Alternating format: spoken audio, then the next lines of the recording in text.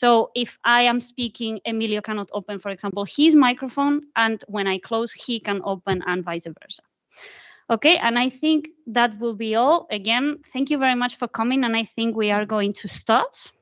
We are welcoming, first of all, the coordinator of the project, Professor Emilio Gil, and Andreas Herbst, advisory from the advisory board of INNOSETA. So please, thank you very much, guys, for being here today. It's a pleasure, as I said, and please, let's start. Thank you, Paula. Thank you, all of you, Andreas. I know, we can. My first words is have to be to say thanks for coming. I'm working at the university for the last 32 years because someone LinkedIn remembered me last week, and I can tell you I'm really nervous right now. More than 1.5 years without any presential meeting. 1.5 years only talking with the screens in this terrible COVID situation that has been, all of us, we have been affected in the particular basis, on the private basis, and so on. Me personally and my family, we have been severely affected by COVID. But finally, we are able to be here, trying to do all our best and trying to recover one of the most important aspects in those kind of meetings, events, or projects, which is the personal relationships. That's the way how new ideas or new solutions are coming, not either through internet and not through Zoom or Team, but just having sharing a cup of coffee or a beer or whatever. So thanks for coming, and it's a real pleasure to be here, and it's a real pleasure to be here together with Andreas as a representative of the advisory board of INNOSETA, together with Jaco Cole, he's already here. Glenda, she has not been able to come, and Lars, he's already represented here by Katerina, she's here. All together, what we are going to do today is to present the final results of what we have been able to achieve in this amazing project, which started in May 2018 with great ideas, interesting objectives, but then suddenly COVID arrived and we suffered a lot. Even though, as you will see along this afternoon, we have been able to achieve mostly all the objectives. And I'm really glad, I'm really happy having this opportunity to coordinate a European project. For me, it's been the first time as a project coordinator. So I must tell you, sorry for my mistakes, sorry for my delays, and sorry for my 1,000 emails sometimes at night on Saturdays or on Sundays. So I did my best. In general, I'm really happy with all of you, all the partners. I'm especially happy about my team. Elena, she's here. And all together, we have been able to create something useful. So as I have some more details to give you at the end of this afternoon, I will finish my introduction right now, and I will give the floor to Andreas, that he will give you some words as representative of the advisory board. Again, thanks for coming and enjoy the afternoon. So, this is yours. Okay. Thank you. Yeah, good afternoon, everybody. I would like to introduce myself first. I'm Andreas Herbst. I'm working for JKI in Germany. That's the Federal Research Center for Cultivated Plants. In particular, I'm working for the Institute of Application Techniques in Plant Protection. We are the German authority for testing sprayers, and we are also coordinating the sprayer inspection in Germany. 4 years ago, Emilio asked me, would you like to join the advisory board of this EU project? And we have two things in common. That's the first time that you were the coordinator, and that's the first time for me that I'm a member of an advisory board. So I didn't know what expected me, but I agreed. Many thanks for the opportunity to accompany the project team and also to be here today. I have to say I had not much to do as a member of the advisory board because everything ran quite smoothly. I tried to follow all the activities, and I'm impressed about the great team and the achievements. We will hear about this today. You all know that it's not always for growers to keep up with the developments and innovations in agricultural research and in the development of machinery. That was your motivation for the project. And we have to consider that plant protection is only a part of that innovation, that cloud of innovation for the farmer. But information about state-of-the-art and innovations is not only useful for farmers and advisors, it is also useful for people like us who are testing sprayers. Because we need to keep up with all the developments, and we need to adjust the requirements and also the test methods to the state of the art and to the future trends. And we are always behind that development. So a project like this, which provides a database of innovations, would help us a lot for keeping informed also for our work in testing of sprayers. And this also has an impact in international and European standardization, because also these standards define requirements, define test methods, and we have to keep up also with the innovations for the standards. And innovations are also there, the drivers of our work. And this is why I tried to make clear at one of the project meetings that it is essential that we need sustainable update and hosting of the database also after the project has finished.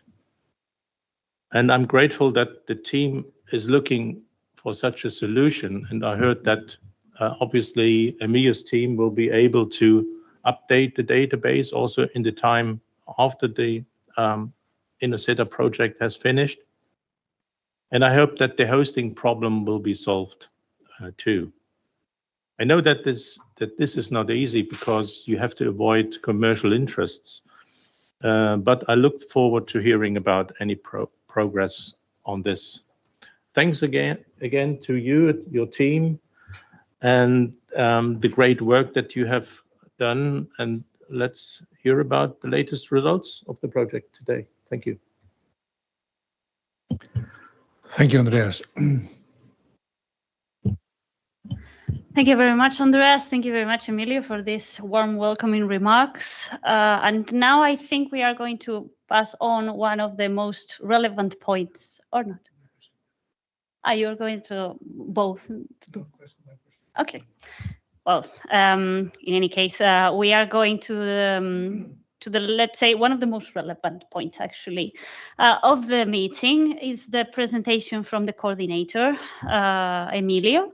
Is Dr. Hill, yes, Professor Hill, and the presentation of the video of INNOSETA. So I hope you will enjoy it. And please, Emilio, the floor is yours. Thank you.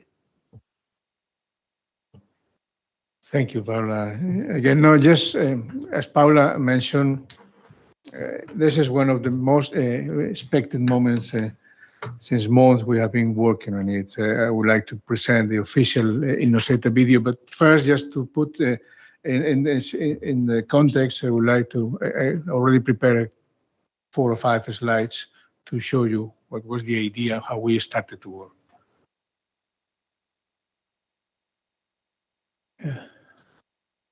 Here is the idea of the project started, or feeling is?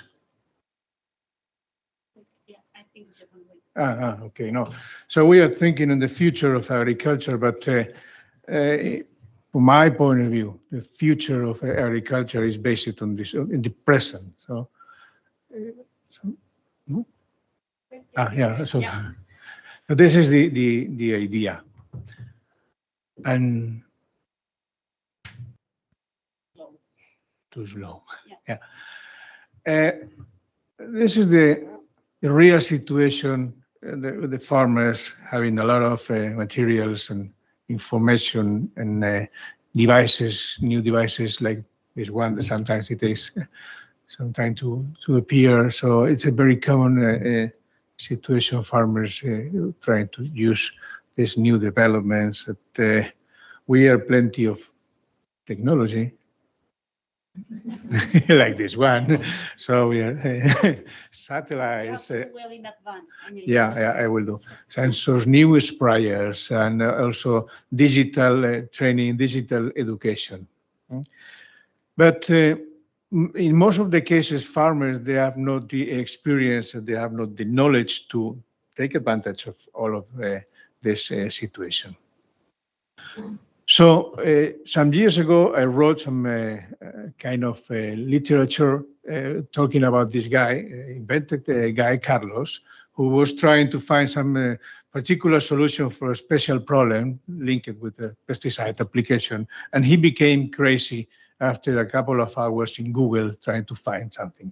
And that was the idea. I'm not going to read literally the text, it will be on the screen, but I will just escape it.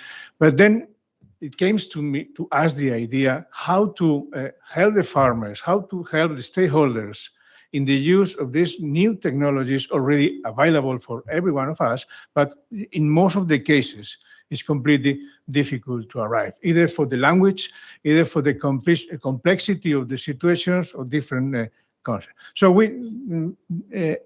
I did INNOSETA. And in INNOSETA, what we try to do is close the gap between research and farmers. So we are plenty of technology, we have plenty of materials, all of us, we are writing nice articles that very few end users are able to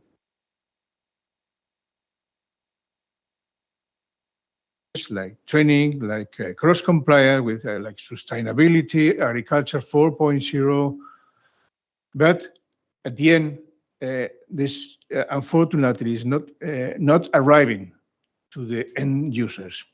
And that was the main idea of this project, try to close this gap. So we are familiar with this information. But I remember some months ago, I asked to my farmers friends about the farm to fork strategy, and most of them, they had no idea about the concept, about the so we created this INNOSETA project. We created this very nice consortium trying to cover most of the agriculture in Europe, from the large agriculture farmers to the smallest one, different partners from different areas, from research, academic, manufacturers, farmer associations, and so on and so on. And that's the point we are here. And we are here just trying to give you the final results. And linked to that, one of the aspects we try to do is to create a nice video. And when we started to think about this, because we firmly believe that Europe is the key on all these aspects, what we did, so we saw some examples of videos from other projects, and all of those, they are already provided at the beginning of the project. And we did just in the opposite.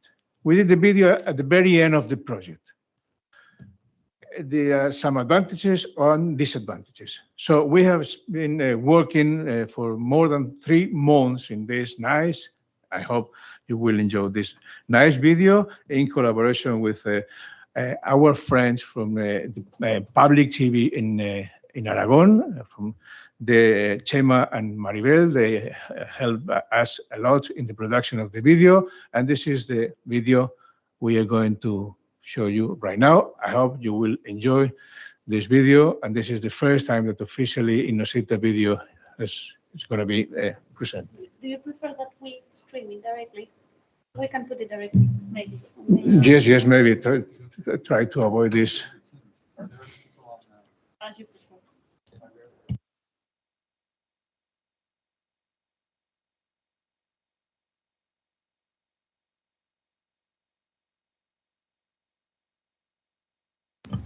One minute, technical issues, live issues.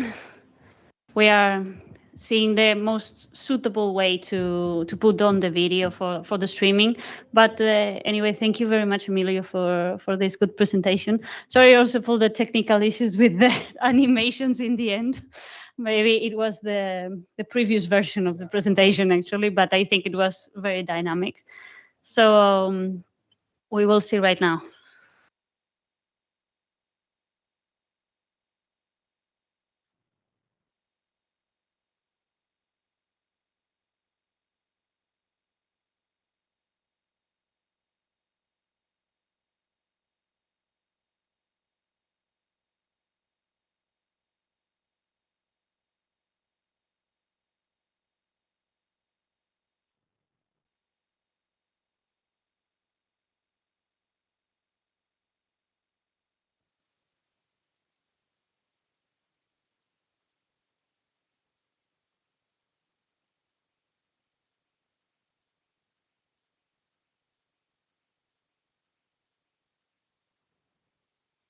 It's a lazy one. Knowledge is only born from cooperation and solidarity between people and territories. An idea that brings together the European Union on firm foundations. Its nations and regions believe in sustainable development and in the search for empirical answers as a path leading to a green, innovative and digital agriculture. The challenge is to get knowledge flowing through the continent and from Europe, which is the key to turning it into universal knowledge. This journey began 4 years ago. It was then when a barrier to access consultancy and training sources and spraying equipment was detected. All information bygger ju i princip på spannmålsodling och eftersom att vi har så mycket specialgrödor. Lo que hacemos es ir a internet, a San Google, metemos ahí lo que queremos buscar y claro, ahí te viene pues toda la información. L'innovazione dell'agricoltura fra meccanizzazione e tecnologia digitale avrebbe bisogno di strumenti di raccordo fra la conoscenza scientifica. This challenge for farmers, small manufacturers and regional institutions landed finally in the European Union, and it was the Polytechnic University of Catalonia that coordinated a goal: the creation of the INNOSETA network to connect ideas and knowledge.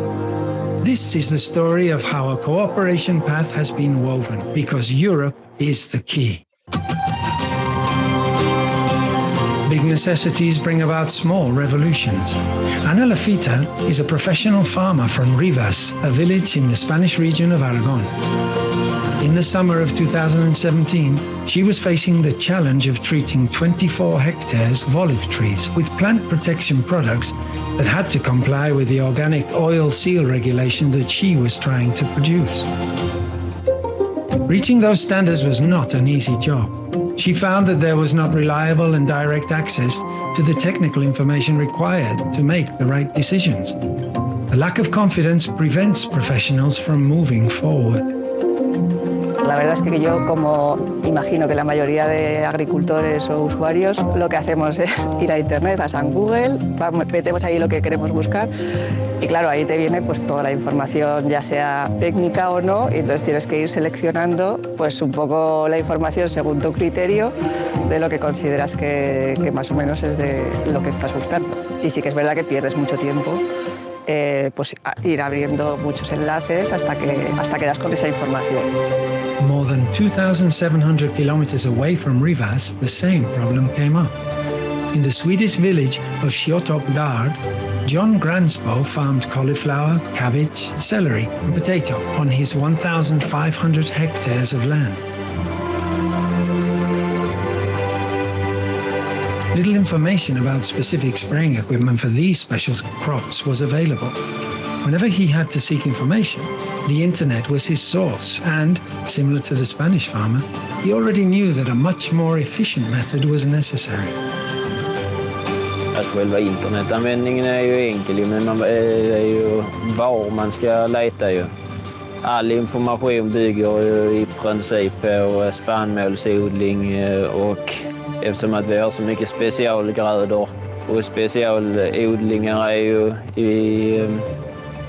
det är inte så vanligt ju och därför är det väl ännu mindre information man kan hitta där ju till just det vi sysslar med. Så det kan man väl sakna finns på det där man letar. The first attempt to find a solution took place in Spain at the head office of the Agricultural Mechanization Unit of the Polytechnic University of Catalonia. In autumn 2017, a group of researchers, machinery manufacturers, civil servants and farmers met face to face and online in order to decide what should be done. A useful tool needed to be developed that was capable of gathering and spreading all the technical information about crop protection equipment and that could share this information throughout the continent. And I had the idea or some idea in the few months ago, in the last weeks, what I realized is that in general, the stakeholders, say farmers or advisors or manufacturers as you, they have no idea or they have very low possibilities to reach the available materials. I don't know what kind of solutions. So, Eskil, you had some suggestion or what? Is the same problem there in Sweden? Yes. We have the same problem. It's a small country. We have few importers of sprayer equipment and advisory material is very few. We have actually no real manufacturers also in Sweden. So farmers, they come to us who are advisors and try to get information and they try to search themselves, but it's confusing and you never know what is information material or what is advertising material, etc. And also we have to consider that we have not so many as once, I can say, fair in the field where you can really see the machinery working and you can better understand how, in this case, the sprayers are performing the activities. You're right. So we have here on board some manufacturers, in this case, a big manufacturer. So do you think it could be a useful tool for you as a manufacturer, as a kind of tool to disseminate your developments? Or I feel that the demand in our industry it's to have a tool to use all this massive information available and easy to select whatever the farmer is looking for. It's also important for the industry, I feel, to be able to offer all our tests and all our field demos and the testimonials that we can have from the day-to-day basis, and then collect it in one place and as I was saying at the beginning, make it easy for them. We have plenty of material, advising material, new developments from the industrial companies, but we need to do something to close the gap between the research and farmers. So Europe is the key. So altogether we can produce something very useful, taking advantage from our personal relationships in years, from my colleagues, our colleagues from Italy, from Sweden, from Greece, from Belgium. What we are trying is to create a kind of consortium and to present a kind of idea where all the material already available could be really useful for the end users, the farmers at the end. At the same time, on the Italian island of Sardinia, the idea of Europe as the key to achieving goals through cooperation between territories was also shared. Alghero is a coastal village in the north of the island that preserves a 16th century tower inherited from the Spanish presence there and has promoted the expansion of olive tree growing throughout its history. Salvatore works for the Sustainability Service in Lauri, which is the regional agency for agricultural development. After years of experience, he came to the same conclusion that was reached at the meeting in Barcelona: an efficient tool to bring together all the technical information about crop protection equipment was required, one that was easily accessible to agricultural professionals. Progettare la gestione delle informazioni non è mai stato semplice, sia per le differenti caratteristiche del destinatario che per la quantità di nozioni e contenuti tecnici necessari all'assistenza tecnica in campo. Trasferire la grande quantità di informazioni a disposizione è sempre stato un aspetto piuttosto articolato. L'innovazione dell'agricoltura fra meccanizzazione e tecnologia digitale avrebbe bisogno di strumenti di raccordo fra la conoscenza scientifica e l'adozione delle migliori scelte tecniche disponibili sul mercato, che siano adottabili nelle specifiche realtà. Bearing all these concepts in mind, Salvatore decided to talk to the researchers of the UPC from Barcelona. They had to find the suitable formula together. Beh, c'è un sacco di lavoro. Io ho un'esigenza enorme, ma quella che credo poi sia un po' di tutti, di riuscire a raccogliere molte informazioni, perché l'agricoltore spesso mi chiede istruzioni, informazioni, e c'è una quantità enorme di queste informazioni, andrebbero probabilmente messe dentro un contenitore, vista la quantità, e magari organizzate. Esatto, cosa stavamo discutendo con Elena, no? Ma che cosa possiamo fare? Cosa possiamo fare? È una domanda. Intanto abbiamo la direzione dell'obiettivo da raggiungere, che è quello di raccogliere, secondo me, molte informazioni, però andrebbero ordinate in qualche modo. Quindi non so se avete qualche idea che possa conciliare, poi farle arrivare agli operatori e a coloro che ne avrebbero bisogno in maniera più chiara, più logica, più consultabile. Once the concept was given shape and the intentions were clear, a total of 15 members from 7 different countries decided to turn to the European institutions for help. And the committee supported them through the Research and Innovation Community Programme Horizon 2020. Europe was the key. With this funding, they developed an internet platform to group together and disseminate technical, training and advisory knowledge about spraying equipment. The path of cooperation was progressing. Sometime later, the city of Barcelona hosted the presentation of the new website. The researchers, manufacturers, farmers, and institutional staff that came up with the initial idea gathered together to show the new tool to primary and industrial sector professionals. Gaining widespread support was essential, but beforehand, the new platform needed a name that expressed its initial goals. The main objective and the main tool developed inside this project is the INNOSETA platform, which resulted in the acronym Innovative Spraying INNOSETA platform. You can see there, we have been able to collect more than 1,000 materials, units, classified in 4 different topics or classes as industry solutions, projects at EU level and at national level, material for training or training material, and articles, but not scientific articles, but technical articles. For example, if you are interested in some tool for calibration purposes, this Hardy calibration nozzle distance selector, just clicking there, you will have information, detailed information about this setup, the effects, the website of the manufacturer, and then by clicking there, you will have detailed information. So what we are using is already available and already public information.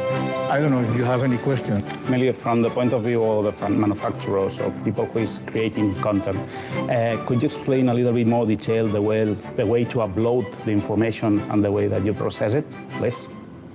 So Jordi, thank you for your question. That's really the key point of the project. So we need your support. We need your input. You as a manufacturer, you are able to upload material.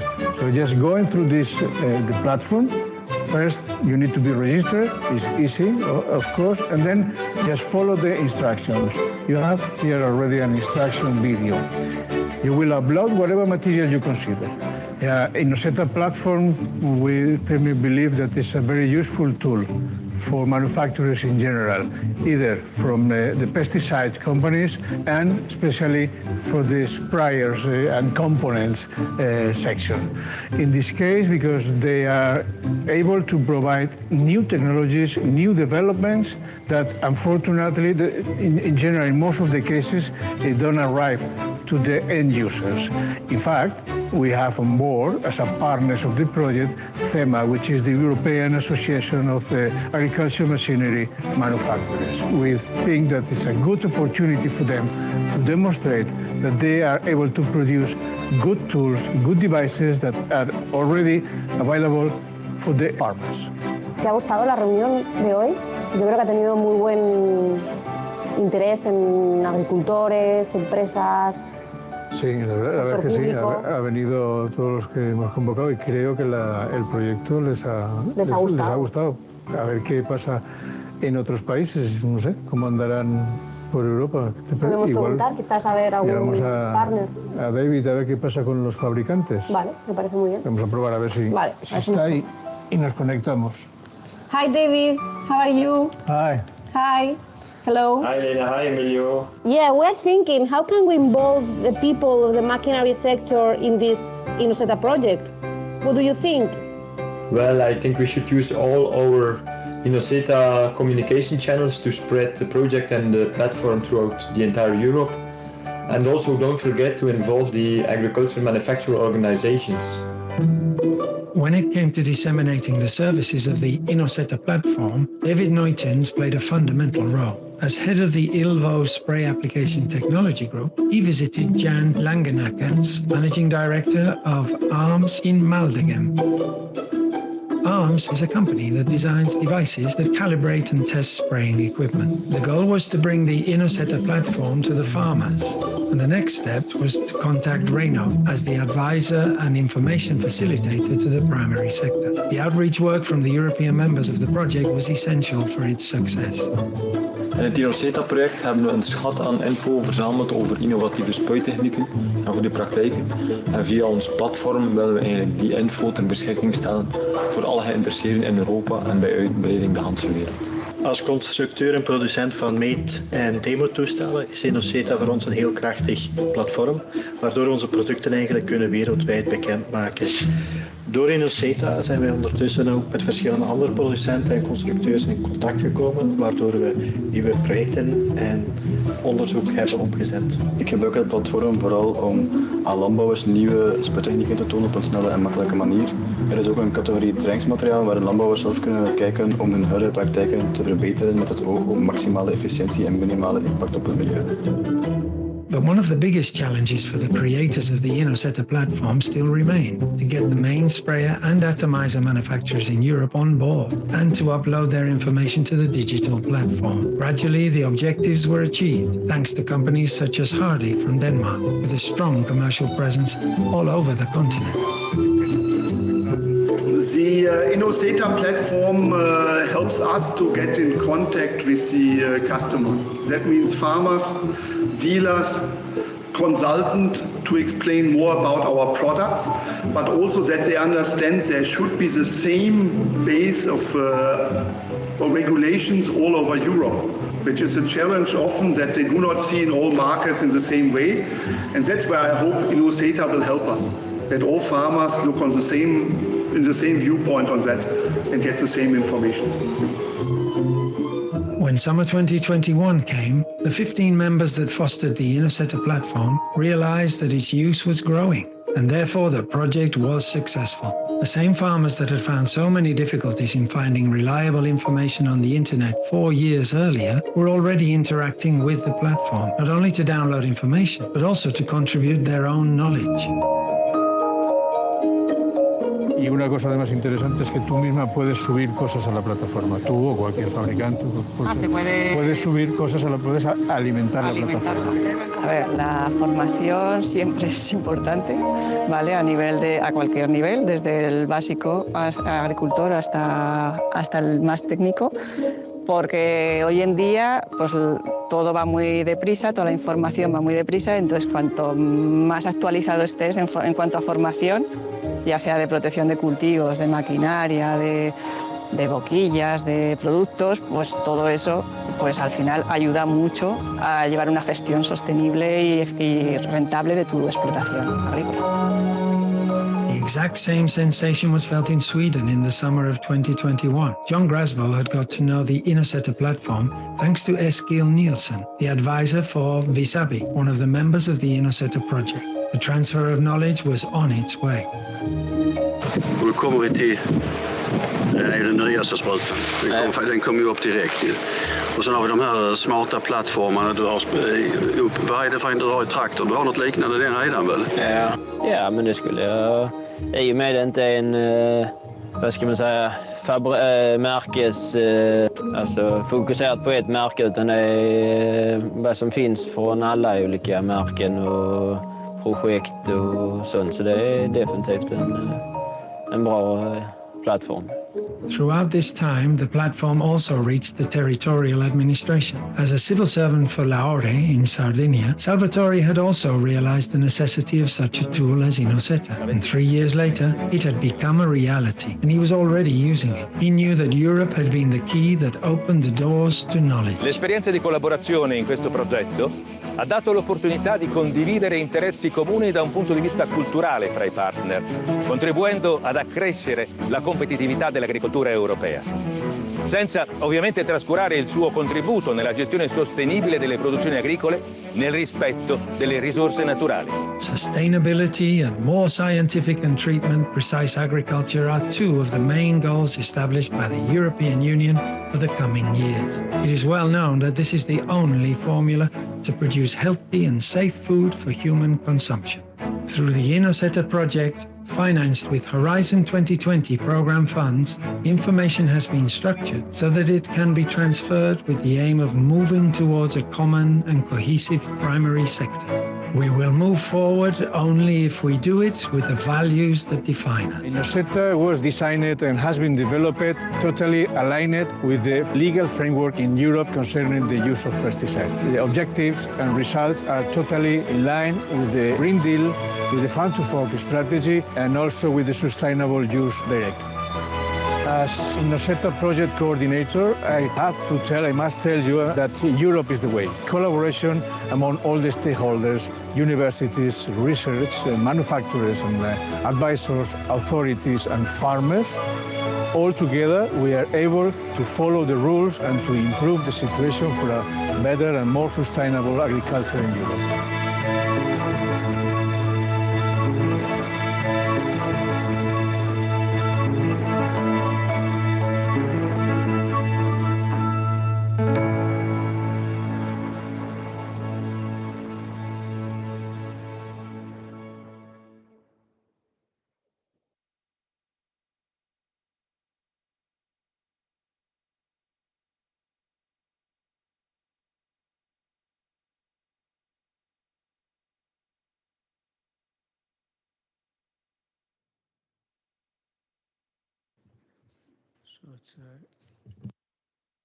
So thank you very much. I think it was a really, really good video and let's say a small summary actually of these 3 years of work for INNOSETA, and even the 2 years before INNOSETA came as a reality, let's say it was approved, on what has been actually the hard work that we have done, all the partners across the EU on this for this project, and as it was said, for the training, for improvement of knowledge, for helping actually from end users to researchers to companies to better, let's say, understand each other also and exchange information.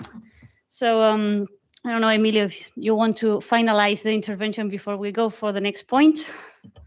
Yes, Paula, thank you. Thank you to all for your attention. Thank you for your silence. We put all our best in doing this video. We spent months working on that. Probably, maybe it's a little bit long, but it reflects the history of the project since the beginning, the idea to the final results, to the end. I'm very glad to present this video, and I'm happy. So thanks again, and I give the floor to the rest of the presenters. Thank you.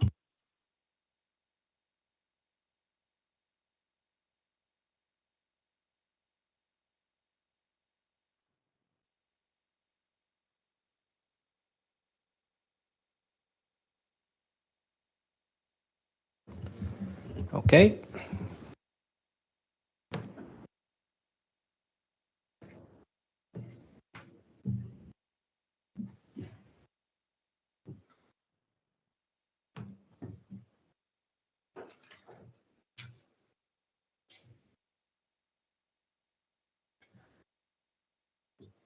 Don't have it.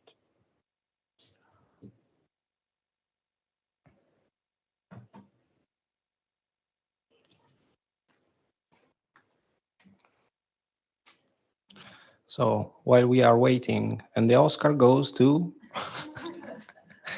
Emilio. It's okay?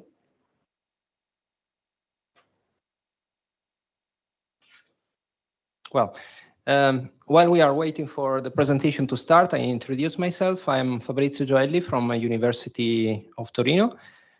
I will give this presentation also on behalf of my colleagues, Professor Balsari, Eric Mozzanini, and others who collaborated in the platform development. And this will, thank you. Okay. And this will be a presentation about the INNOSETA platform, this tool that was very nicely presented in the previous video. This will be also a shared presentation with David, who is sitting next to me from ILVO. Therefore, the first part will be about the database that was created with the goal to have a data set of industrial products, papers, training materials, and so on, to feed the platform, the informatic tool that was developed. David, later on, in a few minutes, will show us how the platform works, what are the main functionalities, the layout, what kind of information you can find there. So I apologize in advance. I will be pretty quick with my part because I don't want to waste his time. So how we create this database. Basically, we followed 4 steps. First of all, we had to identify what to consider as a SETA. It was a pretty long discussion, by the way. Then we performed the survey, we screened the data that we collected, and then we organized the data into homogeneous categories so that they could be afterwards fed to the platform.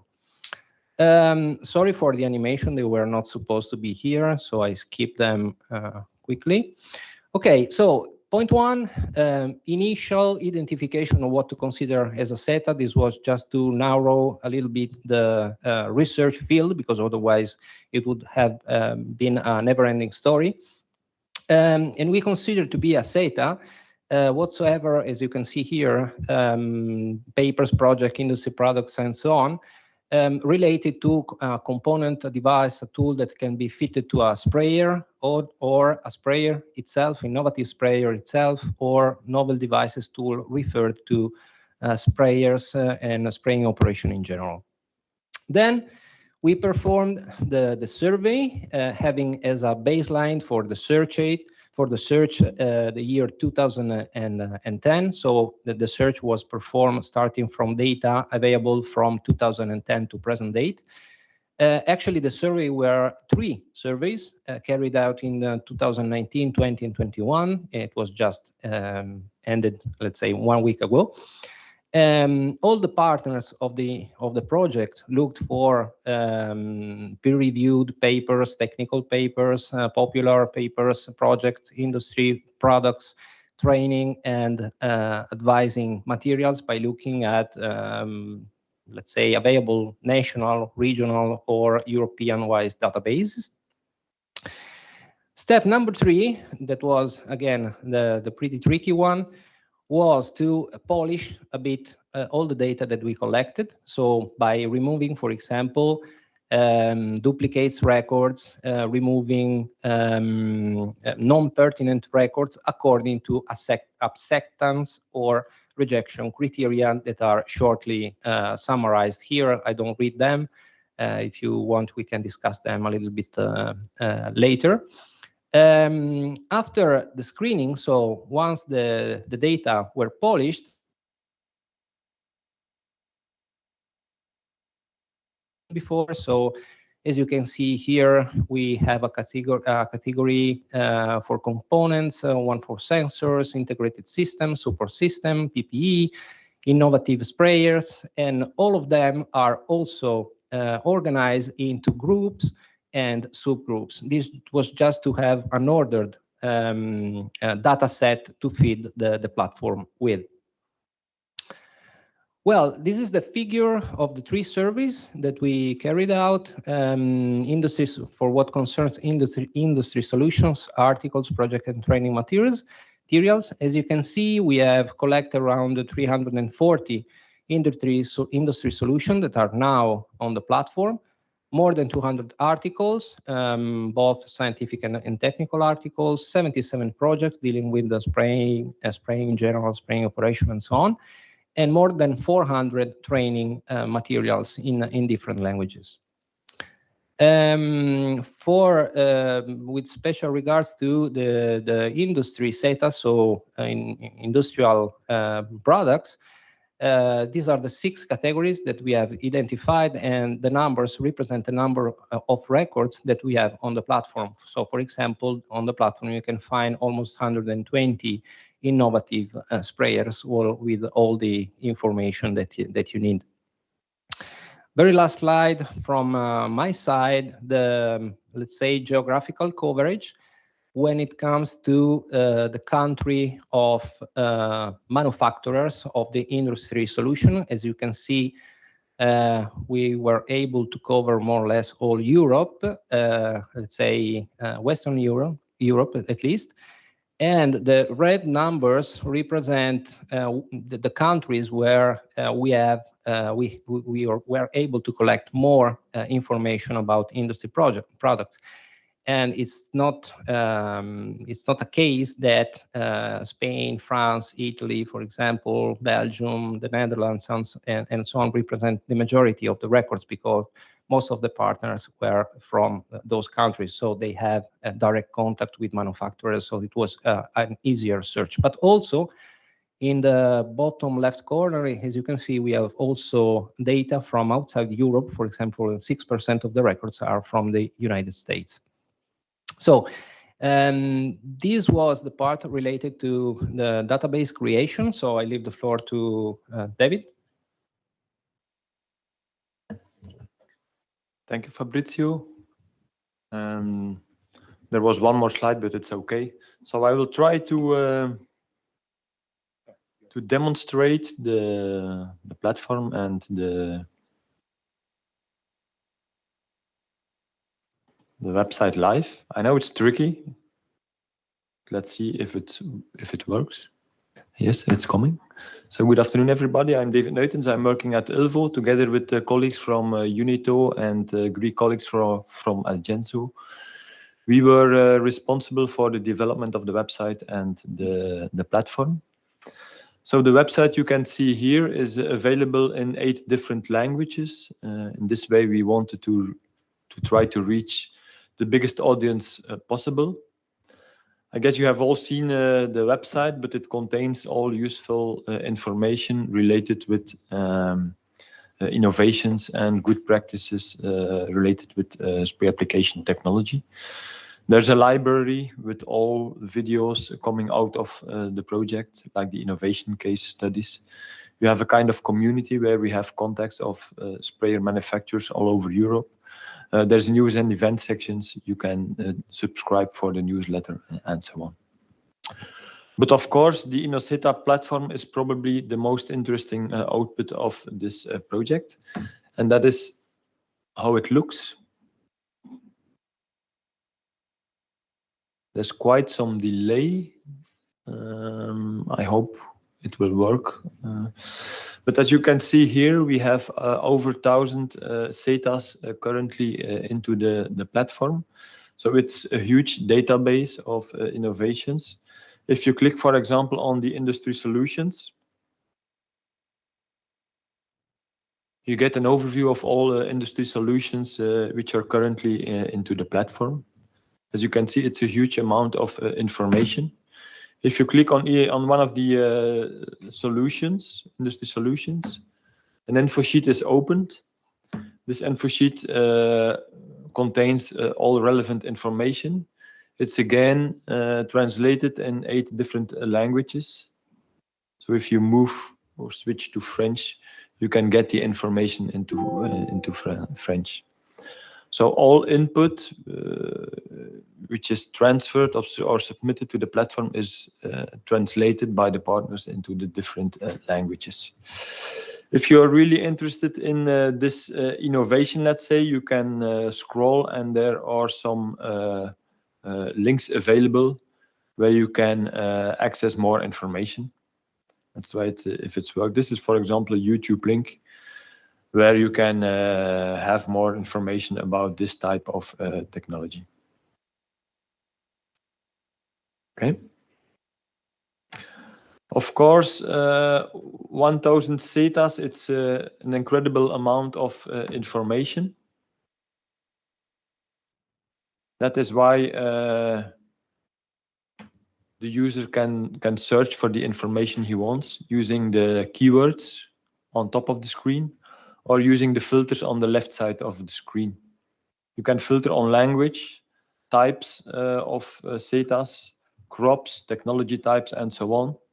And also we have listed a whole list of keywords which are relevant to spray application technologies. Okay. I will just try to show the potential of the platform using one specific example. And let's say for this example that I am a Spanish potato farmer. I'm currently spraying with the standard sprayer without any drift reducing technology. But I heard about the problem of spray drift, so I want to get some more information. So I go to the platform. I'm mainly interested in at this stage in the training material and maybe also in some articles and projects. I'm not yet interested in industry solutions at this stage. I'm a potato farmer, so I will click on arable crops. And let's see for keywords. There are some keywords related with drift. It's drift reduction practices and drift reduction technology. Okay. I see that there are still a lot of information available, but my English is not very good, so I switched to Spanish, and I get some interesting output, which is directly in Spanish for the Spanish farmer. You can click them. This is, for example, an article written by the group of Emilio, and if you click to the link, you can directly access the article and read it. In some other cases, like this brochure, it's not a web link, but you can directly download the document. After a hard day of work, I'm at home and I start reading this huge document, and ending up at page 60, I see a nice picture of a sprayer with air support. And I think as a farmer, maybe this is a good solution to reduce spray drift while we can maintain spraying with relatively fine spray droplets. So I go back to the platform. I switch to English again because my Spanish is not so good. So now I am interested in industry solutions. I'm still an arable crop farmer, and I'm looking for from solutions related with air support on arable crop sprayers. And you can see the platform finds some industry solutions like the Hardy system, the Delvano system, and so on. There's also the Agrifac system. He doesn't know the brand Agrifac in Spain, so he clicks. And he can find some interesting information, like again a YouTube video where the Agrifac air support system is demonstrated. And okay, he's quite attracted by this Dutch brand of sprayers, Agrifac. So he is interested to see if this type of sprayers or this brand of sprayers has any other innovations available. He goes back to the platform and he just types Agrifac. It's already here because I trained before my presentation. So he clicks Agrifac and he finds that, yes, indeed, it's quite an innovative company. There are some other innovations in the platform. As he is farming in a quite hilly area, he is interested in this boom height control system. He clicks, he can read some more information, but also if he continues clicking on boom height control, he finds all SETAs directly related with boom height control. So that's how it works. It's just one example of how to use the platform as a farmer. Although we do not claim to have all innovations articles in the platform, we do think that we have a huge amount of information available, but still it's not complete. So we also need your help, researchers, manufacturers, to keep on putting information in the platform. And it's really not difficult. I forgot to say that the platform on itself, it's just free accessible. You don't need to register or to do anything. Anyone can access. But if you want to upload information, you need to register and create a login.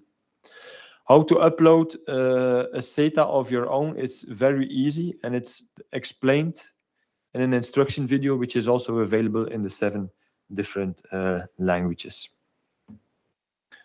Okay. If this now works, I should be able to move again to the presentation.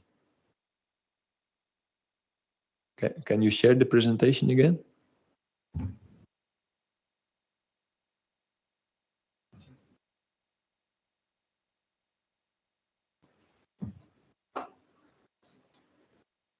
Okay, perfect. We were on slide 16. It's just some numbers about the visitors of the platform. So the platform, yes, thank you. The platform was launched in May 2019, and since then the number of visitors gradually increased with over 500 unique, let's say, visitors per month. It's just people visiting the platform. Also, the number of registered new users, it's the bottom graph, continuously increased, and now we are over 450 registered users who are able to submit a SETA to the platform. Looking to the different countries, you can see that we not only reach the EU countries which are partner in the project, but also other countries like United States, United Kingdom, and Germany.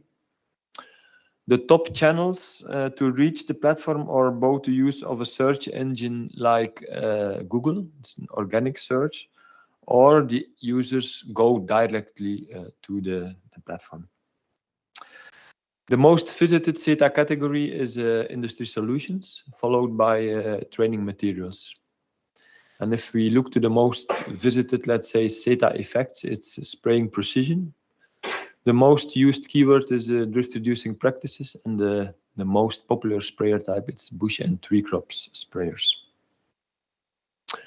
Okay, this brings me to the let's say, the last slide of our presentation. So we want to conclude that the platform is still continuously updated, so check it regularly to see if there's new information.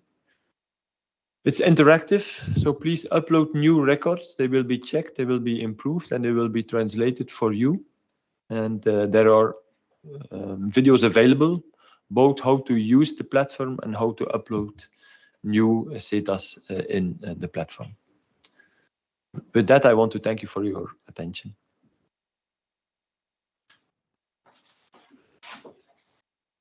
Okay, thank you.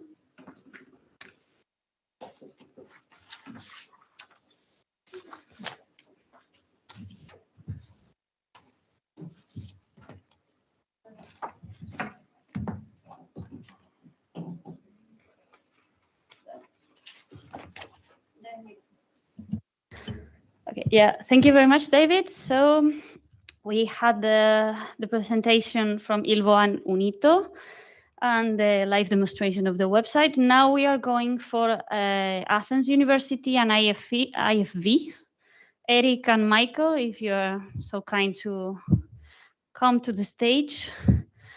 Please, I think let's leave the center one. Let's go over there, maybe, because the camera will follow you, yeah, in any case. Just to avoid covering the screen, let's say. It will be easier.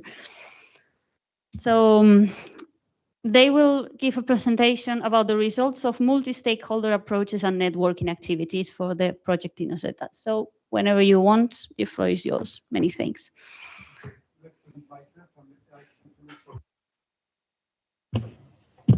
It's okay. Let's present myself. My name is Eric Chantelot. I'm from the French Vine Institute. My presence today is not really linked with this INNOSETA project because I didn't really work on this project. I just manage my colleague, Sébastien Codis, that some people of you know very well. And he was not able to be present today in this session because he will probably have a very happy event in the next hours or days because he will have a second child coming today, tomorrow, or in 2 days. So that's the reason it's not possible for him to be present. So I will do the presentation for him, and I will try to answer your question if you have some question on this presentation. So with Michael, we will present the approach of multi-stakeholders approach and networking activities. So in this part of the project, there will be the 17 regional workshops were planned and 3 transnational events. I will present specifically the regional workshop, and Michael will present the transnational events, the 3 transnational events.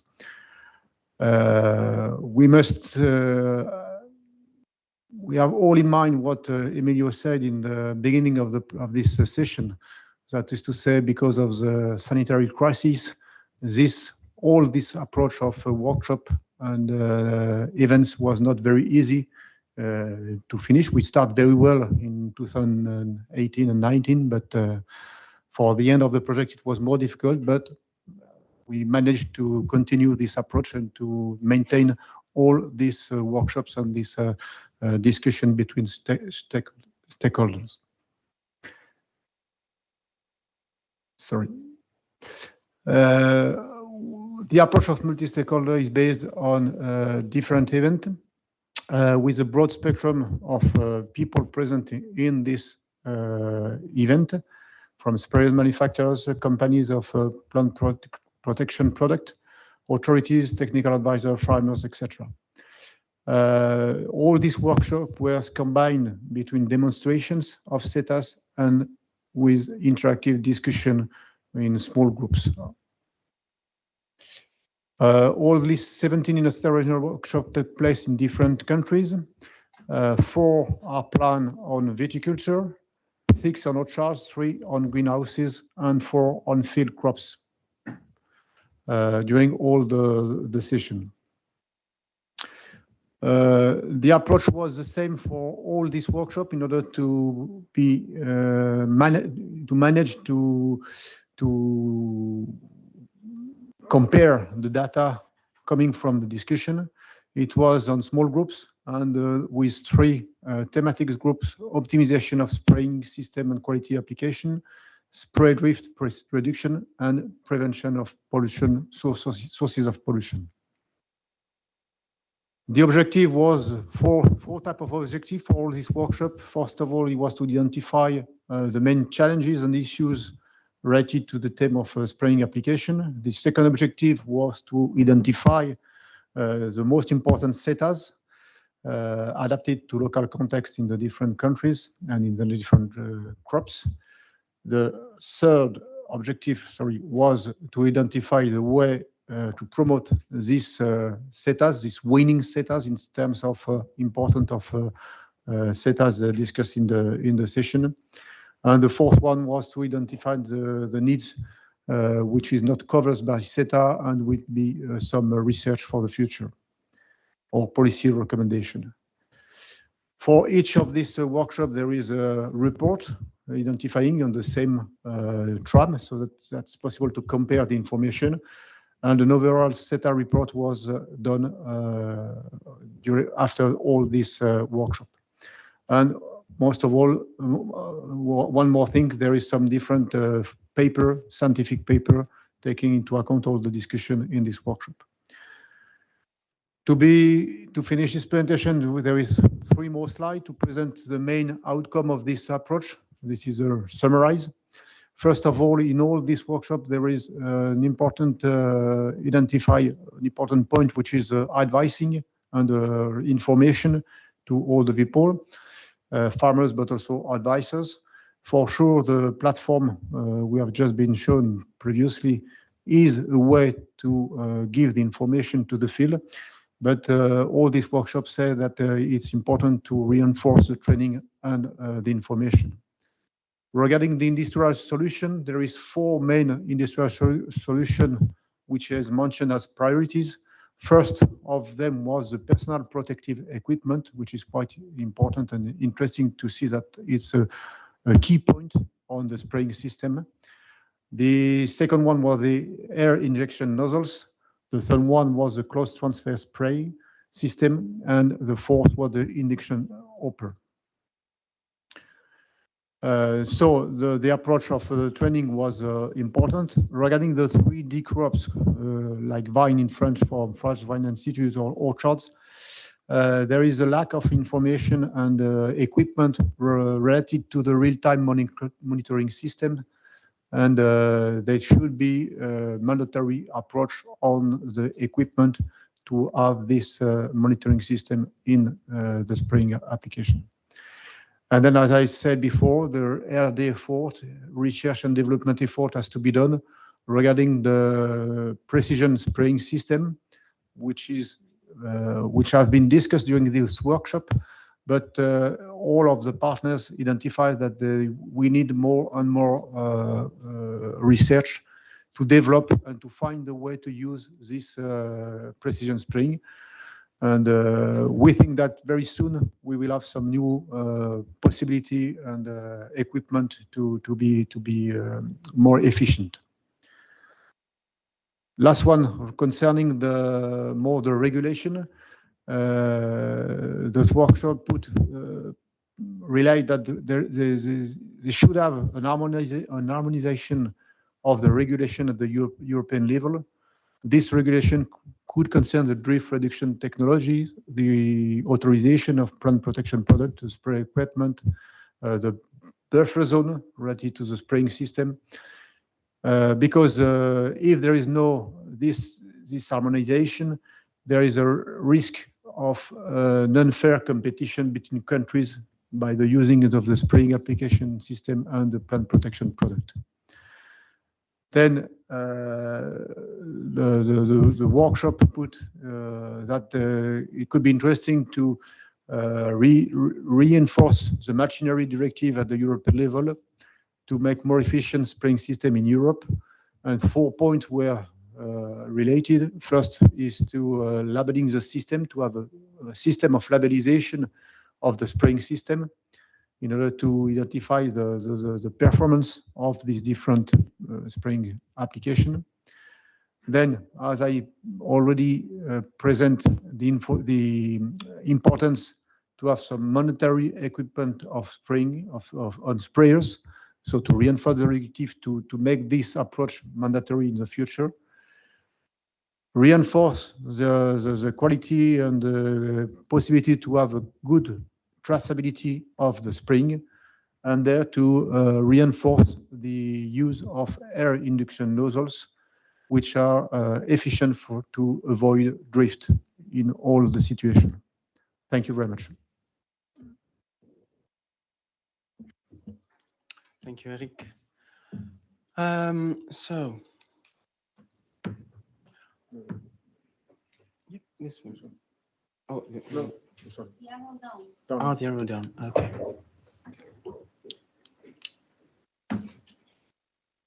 Okay, great, thank you. Now I will talk to you about the transnational workshops that took place during the last months of the project. The initial plan was to organize 3 transnational workshops to build upon the findings of the regional workshops and scale up the results to an EU level. Unfortunately, the COVID-19 pandemic changed our plans and we had to adapt. We created an adapted methodology and we ended up organizing 3 online events to address several objectives of the project, including the innovative SETA. The first event was the platform webinar. The second event was a networking event with other relevant EU projects. And the third event was a workshop dedicated to innovative spraying equipment, training and advising.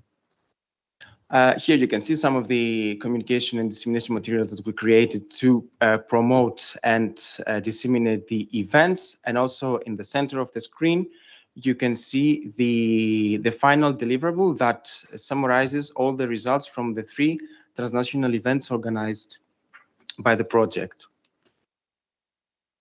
The objectives that we aim to address with these 3 events were first, with the platform webinar, to widely disseminate the INNOSETA platform and present its benefits for its end users.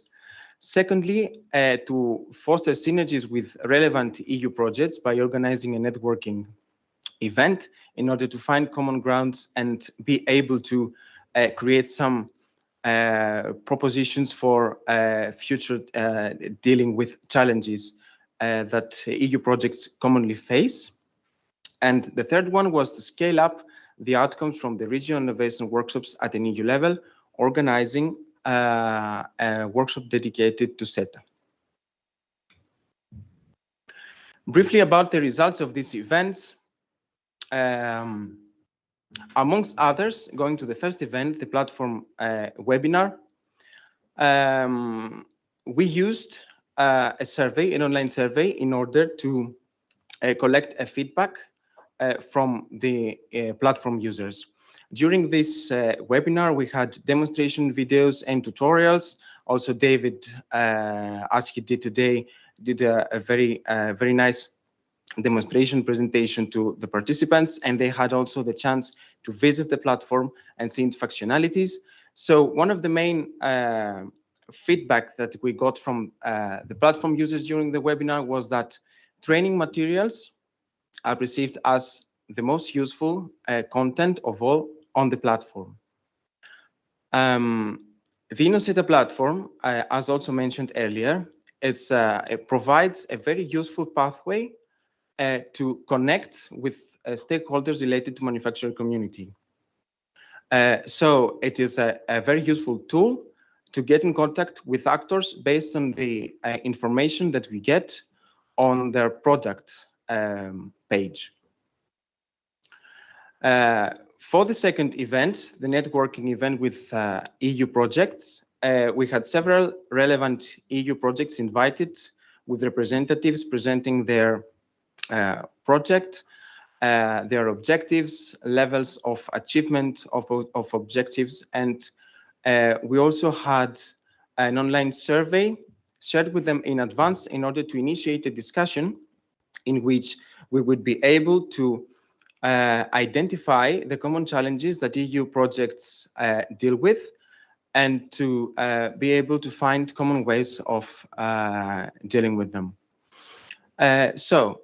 Firstly, for EU projects that develop platforms for thematic networks mostly, it was evident that regarding their sustainability, funding is the most important parameter.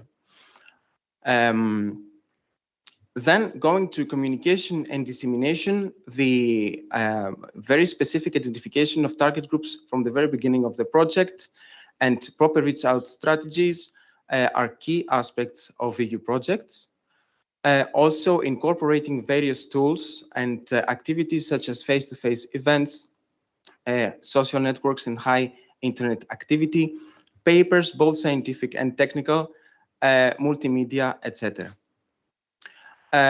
Of course, in the discussion, the COVID pandemic was a topic because it's the highest challenge that we have come against the past 1.5 years. So we discussed about which common ways we found in order to tackle the negative impact on the promotion, the communication, dissemination of our projects towards our target groups. So some of the activities that were commonly accepted were webinars and online meetings, increased social media activity, and the utilization of more multimedia tools than usual. Coming to policy, for projects that target farmers, it was evident that when talking about EU legislation, knowledge, and implementation, farmers have the lowest levels amongst all target groups. So this is why they are the most special target group that we need to adapt in order to effectively disseminate EU project results. And of course, the policy recommendations that are key outcomes of EU projects. Regarding the workshop on innovative spraying equipment, some of the main outcomes of this workshop are included in this slide. During the workshop, we used 3 online questionnaires in combination with discussion and interaction with our participants for the cropping systems and the in-field activities that we wanted to address, following the format of the regional workshops that were described earlier. For all the cropping systems and agricultural activities, we must say that innovative spraying equipment is generally perceived as useful and beneficial, apart from very advanced robotic solutions with something that was commonly accepted as a topic for further research before proceeding to promotion and adoption. Training and extension service was considered crucial for all thematics and cropping systems in every activity that we addressed to the participants. So it's again evident that training is one of the most important aspects when addressing farmers and the farming community in general. Some of the setas that were mentioned as like they should be mandatory from our participants were the drift reduction nozzles, induction hoppers, cleaning systems, personal protective equipment, and sprayer control systems. Additionally, there were some popular opinions that were collected by several of our participants, like the need for promotion of sprayers with autonomous navigation in the near future, promotion of spraying drones, especially for steep slopes, something that goes even beyond the initial objectives of INNOSETA project. Technologies such as pulse width modulation spraying systems, variable rate application, and spot spraying. Systems with automatic change of nozzles, and again, training for on best practices, especially for the calibration of sprayers. At the end of the workshop, we wanted to discuss and receive feedback from the participants regarding the priorities for future policy and actions that we should take to tackle the commonly understood challenges. So participants had to vote for their preferred topics. And here in this slide, we can see from the most voted to the least voted from 1 to 5, the following aspects. First, measures. So we need measures to overcome the economic barriers for the purchase of new spraying technologies. Secondly, we need provision of trainings for the agricultural community and localized communication dissemination campaigns. Then encouragement and promotion for the renewal of sprayer fleets towards more efficient machines and to support this transition with purchase subsidies. And the 2 least voted topics from our audience was to harmonize European regulations to facilitate the adoption of technologies by farmers, and last, set up a labeling system for spraying equipment. Now, regarding the policy briefs, it's a document that will soon be published from our project, with the work mainly coordinated by our colleagues from CIMA in collaboration with all project partners. The policy briefs coming out from the findings of the INNOSETA project. And you can see the titles.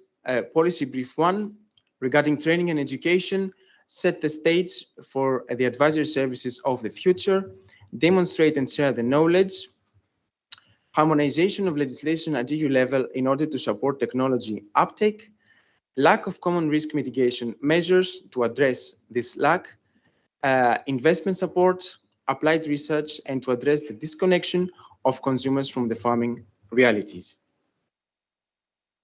Thank you very much for your attention. Thank you very much. Michael, the microphone, please. Thank you very much, Michael. Thank you very much it's too late already, to Eric also. So we are going with a little bit of delay. So I will ask to stick for the 10 minutes to another partner from Athens University, Vasiliki Kanaki, who will make the last presentation of this session, and then we go for the coffee break. So thank you very much, Vasiliki, and the floor is yours. So hello, everybody.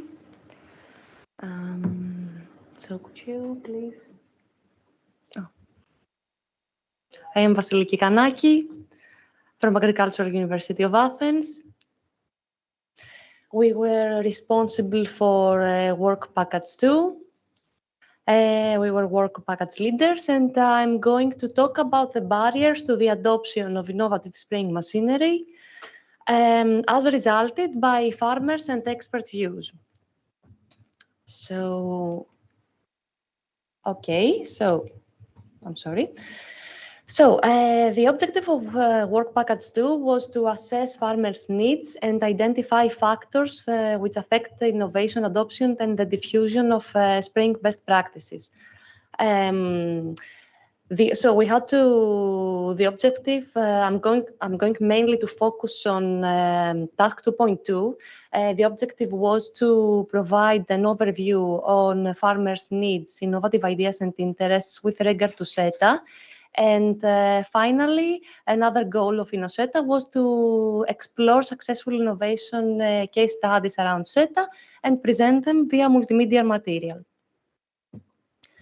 So for that reason, to identify farmers' needs, we collected farmers' surveys, as well as expert surveys. I'm going to talk about the farmer surveys now.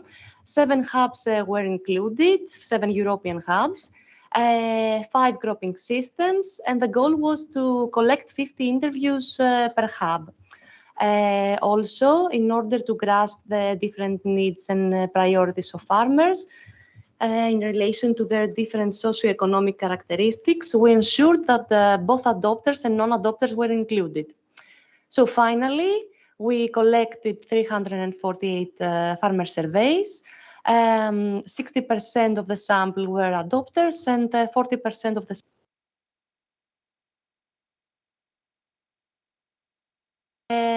but also with qualitative analysis.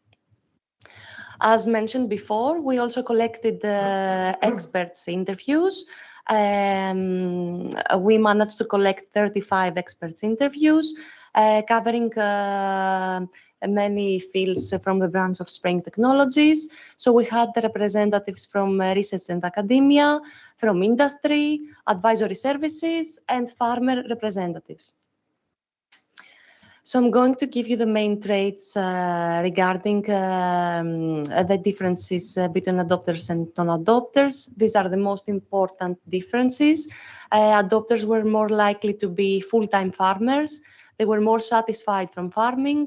They were located in plain areas. It was more possible to have attended a training course in spraying machinery. They tend to rely more on industry than their own experience for the use and operation of their spraying equipment. They visit agricultural fairs more often, and they are stronger believers in technology. On the other hand, non-adopters were more likely to be involved in farming due to family tradition. They were less dependent on agriculture in terms of the contribution of agriculture into the family income. They tend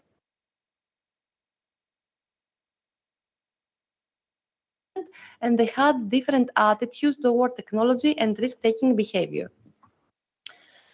So, for non-adopters, the most important barriers that hinder them from non-adoption of innovative equipment was affordability, meaning the high upfront costs, and the fact that their land was too small.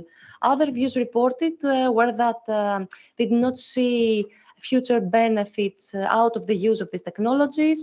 They were afraid of the limited guarantee of assistance or limited guarantee of the long-term efficiency of these technologies. Some of these technologies were not compatible with the existing technologies in their farm. And for some people, these technologies were too complex to work with or too complex to understand their use. Non-adopters would invest in new farm equipment mainly for financial reasons, meaning for expectations for increased profit or to reduce their production cost, or for a justified cost-benefit ratio. Also, they would invest in new equipment if it was damaged or too old, to increase the spray efficacy, and finally to increase the work comfort. So out of the reasons that we suggested as possible incentives to non-adopters, subsidy support, the financial incentives, and the training on how to use these technologies were the strongest ones. On the other hand, non-adopters would not share costs with other people in order to purchase new equipment, meaning that sharing costs is not such a strong incentive. Another interesting result was that demonstrations were the most important sources of information that non-adopters would trust before they decide to buy new equipment. Other important also sources of information were to see other farmers using this equipment, a cost-benefit model analysis, or a personal trial. So all farmers stated that long-term reliability, ease of use, operator safety, and technical support were among the most desirable characteristics that they would like to see in their spraying equipment, and that would make this equipment more relevant to their needs. But they also pointed out that it's important to have also equipment for small farms and for variant topographies. Also, they point out that agronomic performance of these technologies should be also in line with environmental benefits. So we also asked all farmers about the incentives they would like to see in future policies in order to facilitate the acquisition of innovative equipment. 2 out of 3 asked for some kind of financial support, and mainly in the form of subsidization. 1 out of 7 asked for training and technical support, as well as for demonstration from independent providers, extension services or advisory services. And at that point, I would like to say that this is aligned with the results, the outcomes of the previous presentation regarding the transnational and regional workshops. And finally, 1 out of 10 said that change of regulations or some changes in the characteristics of the new equipment might affect their decision. So as mentioned before, we also we examined experts' views. Experts overall are in favor of innovative equipment due to its efficiency, the environmental and economic benefits, the ease of use and the safety and comfort of the operator. But on the other hand, they highlight that these technologies usually have a high initial cost. Advanced equipment sometimes might be complex or technically vulnerable, and there is a need for continuous training and technical support to farmers. Experts overall agree with farmers for the need of targeted subsidization, and they believe that it's also important to have stricter legislation and its enforcement to organize more dissemination activities, such as information campaigns, and to provide farmers with training and technical support. So, a conclusion that arises from this research is that training is very important. Training and technical support is asked by farmers and is suggested by experts. Another conclusion is that farmers do not often reach out extension services for issues related to the use and operation of their spraying equipment. Many farmers tend to be based more on their own experience. For that reason, extension services need to be more involved in practice activities, such as demonstrations. They need to assist farmers with their own trials and evaluations, and they need to organize more dissemination activities and to intensify this dissemination. Unfortunately, the position of AKI's innovation platform in the branch of spraying technologies, it's not so functional. It seems that actors are not very well bridged. Actors of AKI's platform is the research industry, advisory services, and farmers. Farmers many times are in the weakest position, or they might be isolated. And for that reason, extension and advisory services might be in a better position to play an intermediation role in this for the creation of this AKI's network in spraying machinery. As mentioned at the beginning of the presentation, we also had to identify 5 successful innovation processes. We needed to find cases that and explore the origins of an innovative idea until its implementation and its diffusion. For that reason, we isolated 5 successful examples from 5 different countries. The prerequisites were to have a multi-actor approach and to have the successful collaboration of at least 2 stakeholders.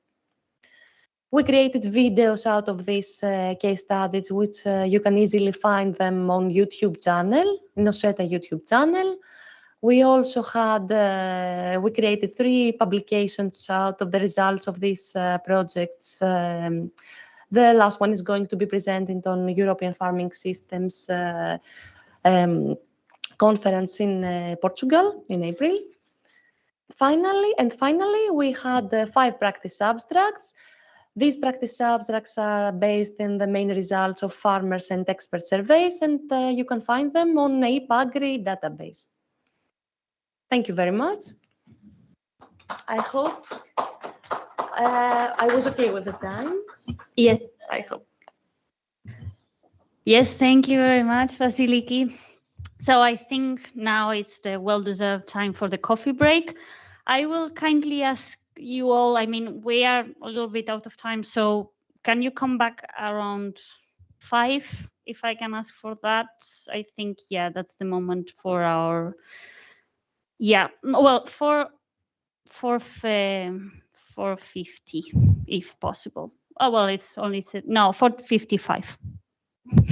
4:55, yeah, I'm trying to, yeah, tighten the time as much as possible, but please enjoy the coffee. We have some cookies also outside.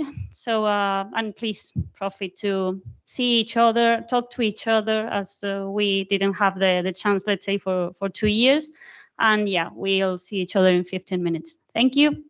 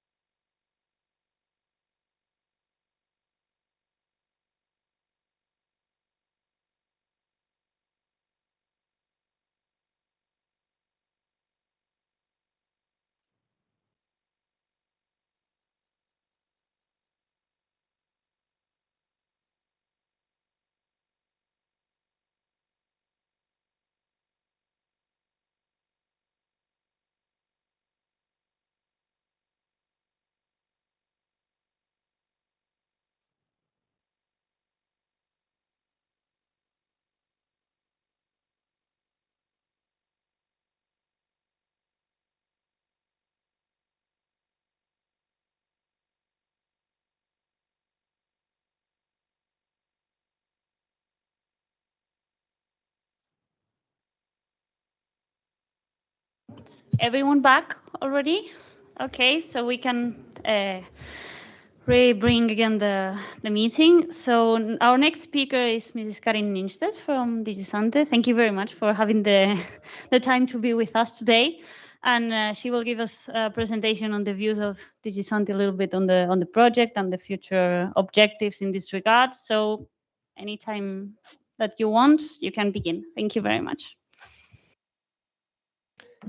Thank you, and thank you for the invitation. It's really a pleasure to be here for several reasons, not only because of INNOSETA and the results we have seen before, but also because it's the first meeting I go after having been in hibernation and hiding behind our virtual screen for 1.5 years. So it's really a bit of a celebration, and I am looking forward to more of these kind of meetings in the future. So keep safe.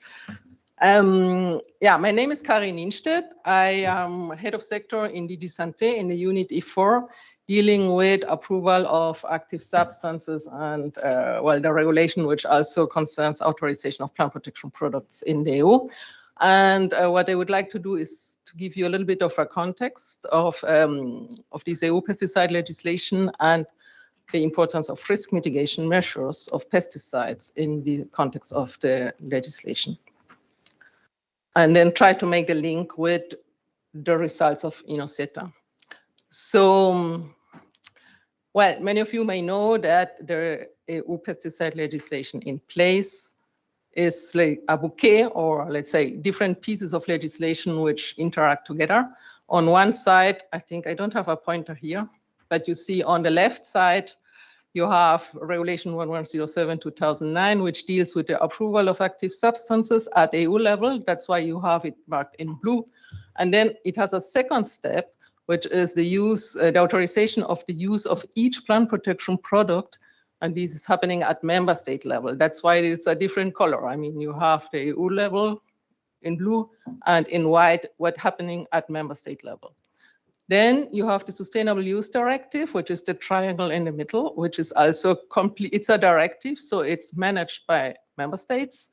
And this deals with the use phase of the pesticides. You all know that. It deals with application equipment, training, information, IPM principles, etc., etc. And then there is a third piece of information of legislation, which is the residues regulation, which is more like a control regulation, which is looking at the residues of pesticides in food and feed, and this is managed at the EU level. So what is important to keep in mind is that the, oops, wow, this sensor is super, pointer is super sensitive. What is important to keep in mind is that Regulation 1107, which is, let's say, regulating approval of active substances and authorization of plant protection products, is based on a prospective risk assessment. So it's before the use of the PPPs. It's based on a lot of scientific risk assessments and information. That's why you have the piles of papers. And then, of course, you always have a regulatory decision making, which is taking decisions on the basis of the scientific risk assessment in order to see if the substances can be approved to be put on the list to be used as plant protection product, and then at member state level, if each use can be authorized. Then the Sustainable Use Directive is dealing with the use. It's the closest to the farmer in a way. And then the MRL is a control, more like a control regulation. On top of this regulation system we have very recently the Farm to Fork strategy. You may have heard about that. The Farm to Fork strategy is really broad scope. It has a lot of objectives. Concerning pesticides, it has two very clear targets, which is that by 2030, reduce by 50% the use and risk of chemical pesticides, and by 50% the use of more hazardous pesticides. So this is concerning pesticides only. And of course, we are keeping this in mind also in all the policy developments we have. So coming back to what we do in our unit, I forgot to mention, I am coming from the unit E4. We are dealing, I mean, if on the previous slide, we are dealing with regulation 1107 in our unit, and we are dealing with the MRL regulation, the Sustainable Use Directive. It's dealt with another unit, other colleagues of DG Santé. Of course, we work very closely together, but our daily work concerns the decision-making as regards approval of active substances, and then, I mean, interacting with member states as it comes to the authorization of plant protection products, if they have questions, if there are issues for discussion.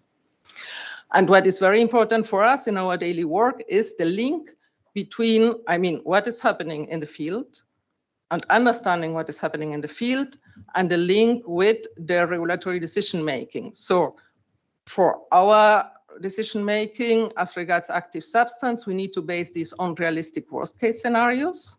It's prospective, so we need to construct scenarios. We need to do our risk assessments based on something.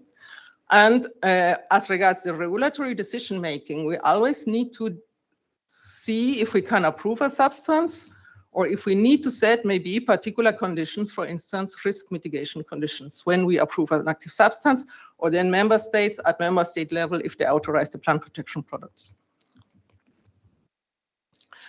So, and that's where I come now, what I just said. I mean, these risk mitigation measures, which, for instance, were compiled in INNOSETA also, or there you have a very good repository, are a key regulatory element to ensure a safe use of pesticides, because they fill a gap between the risk assessors, which describe the risk, and the risk managers, which need to keep a certain level of protection. And the risk mitigation measures can help to close this gap and to make the uses really safe.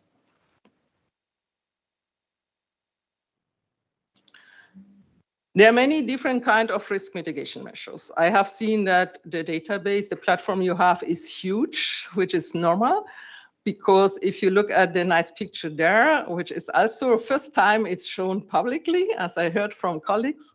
On this picture, you see many different kinds of risk mitigation measures, which go from spraying. Some are actually also good practice. For instance, you see that you only spray if there is no wind.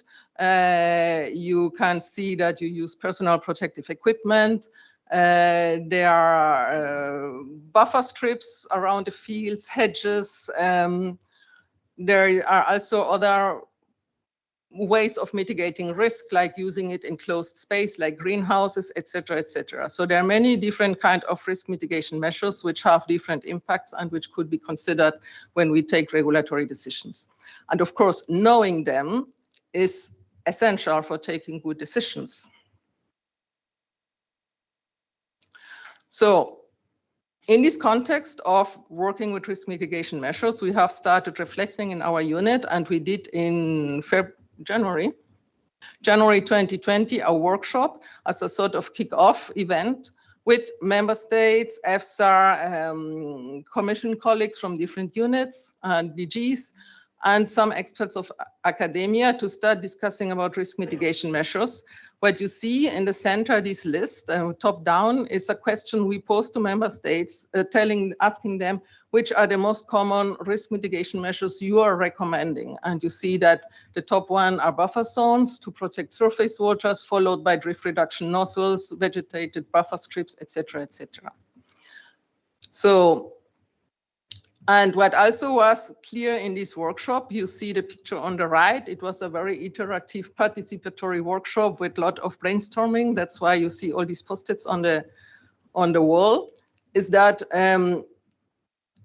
risk mitigation measures are there, but the effective use and the implementation on the field, let's say by farmers, by member states, may be challenging. And this depends on several things. On one side, technical issues, financial issues, regulatory issues, and knowledge. From the technical side, you need to have feasible, affordable risk reduction performing efficacy, measures which are still allowing an efficacious use of pesticides.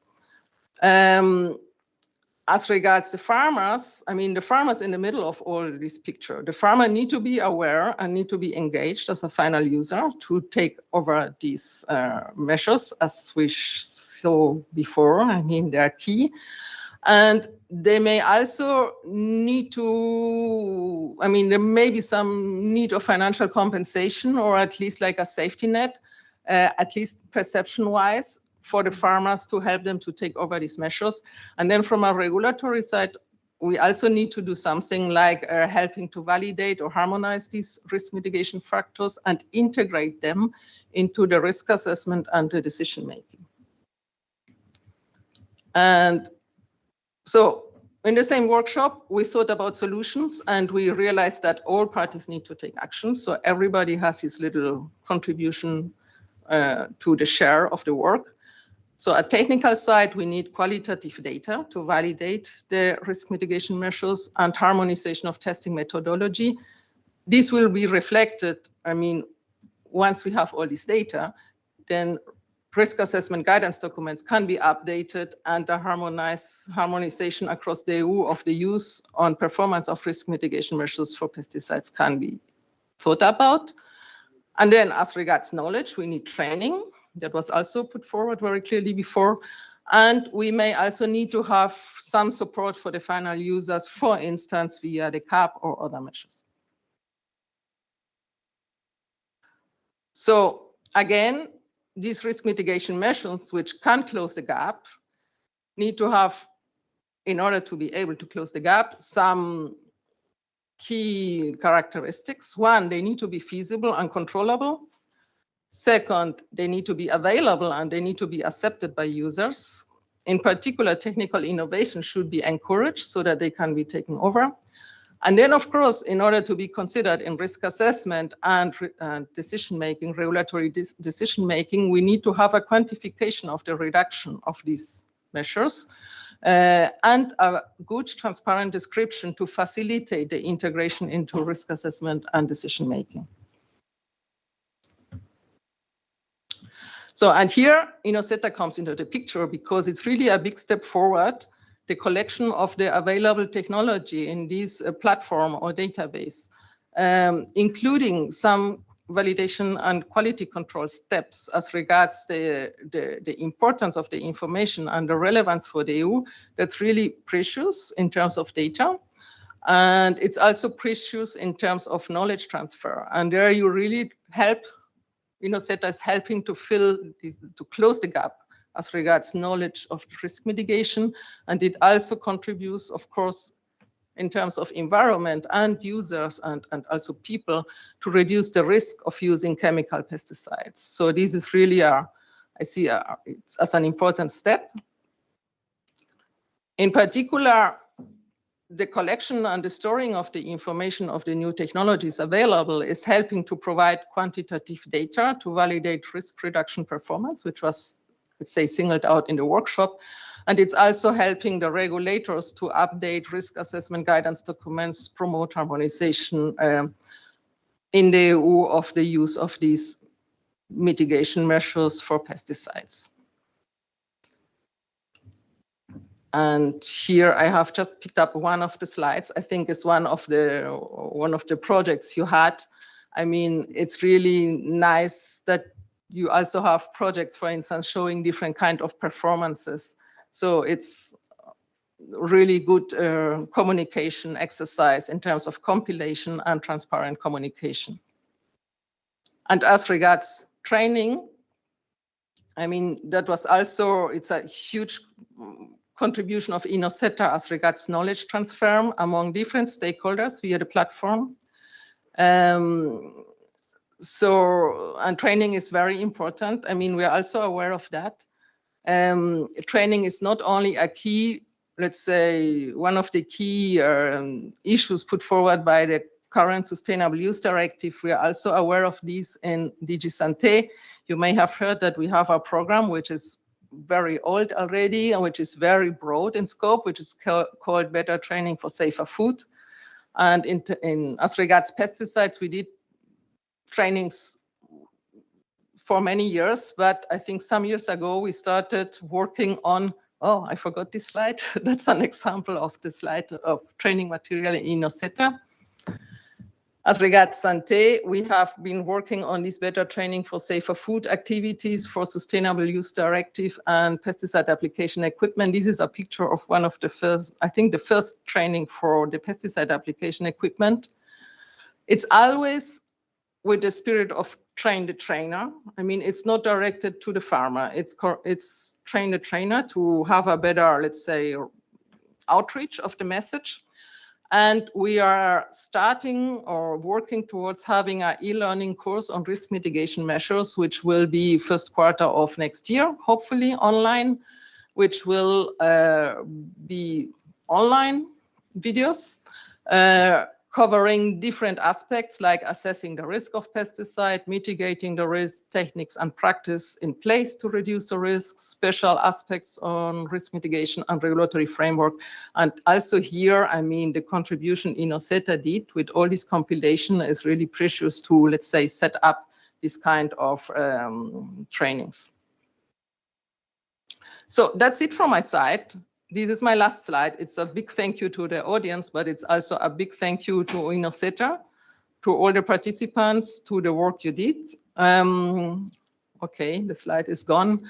It's really a step forward to collect all this information, to report it transparently, and to make it available to a wide range of users, including regulators. So thank you for that. Thanks for the attention.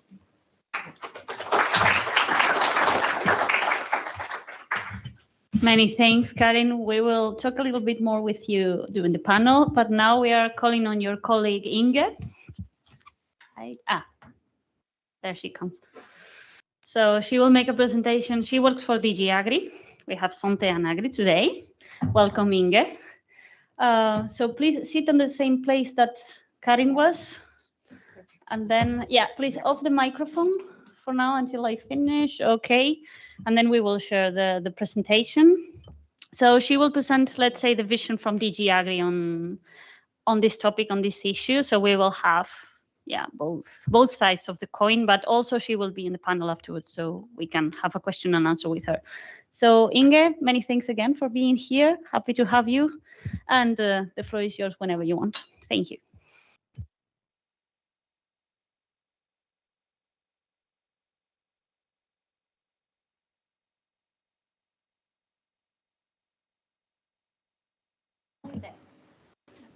Okay, I look like this. All right. So good afternoon. Happy to be with you. Lots of things have changed in the new CAP, and hopefully, sorry. Yeah.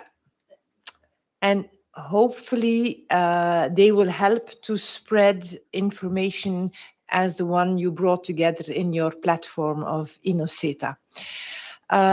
First of all, we have an obligation now for all member states to have an AKIS, an Agricultural Knowledge and Innovation System.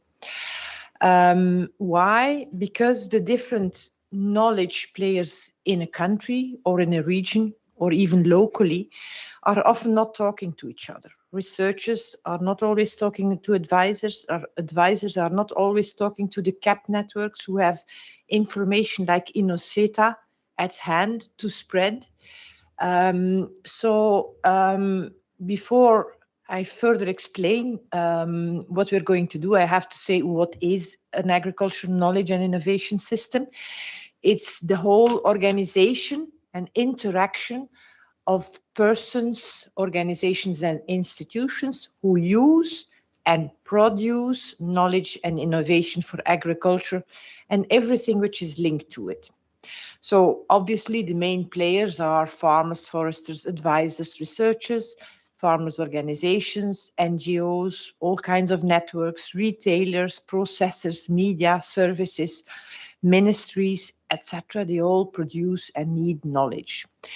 And we want to create a regional or national innovation ecosystem that enhances the knowledge flows between all those AKIS actors. And at the same time, we will strengthen the links between research and practice.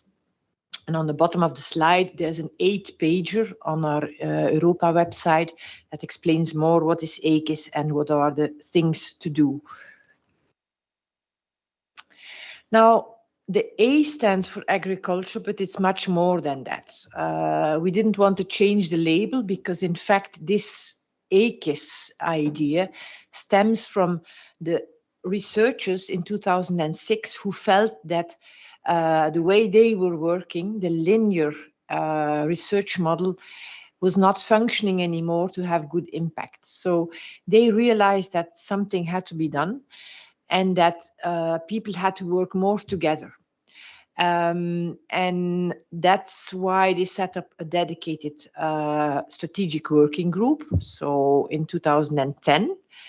And I've been following that since that, so that's 11 years now. And from all the work in that group, in fact, we introduced ACIS now in the CAP policy. That's not the end of the story, in fact, the beginning with regard to CAP. But just explain, we kept the A because we got suggestions to call it AFKIS, to have forestry in, or BKIS, to have bioeconomy in, or whatever. But we kept the A just because Coca-Cola is also a label and you don't change names of labels if you don't need to. But the A really covers whatever farming and rural activities automatically relate to. So that's landscape, environment, climate, biodiversity, consumers and citizens, food and non-food, including transformation and distribution change. So it goes very, very wide. So this is more a picture, farmers in the middle, and the ACIS has to connect him with researchers, advisors, businesses, media, organizations, and education. And what is the added value if we have a better coordination of these ACISs is that the actors get brought together on a regular and a structured basis. There's more attention for this, to create a continuous interaction and to speed up that knowledge exchange and knowledge flows. And most of all, as the final result, the implementation into practice of all this knowledge generated.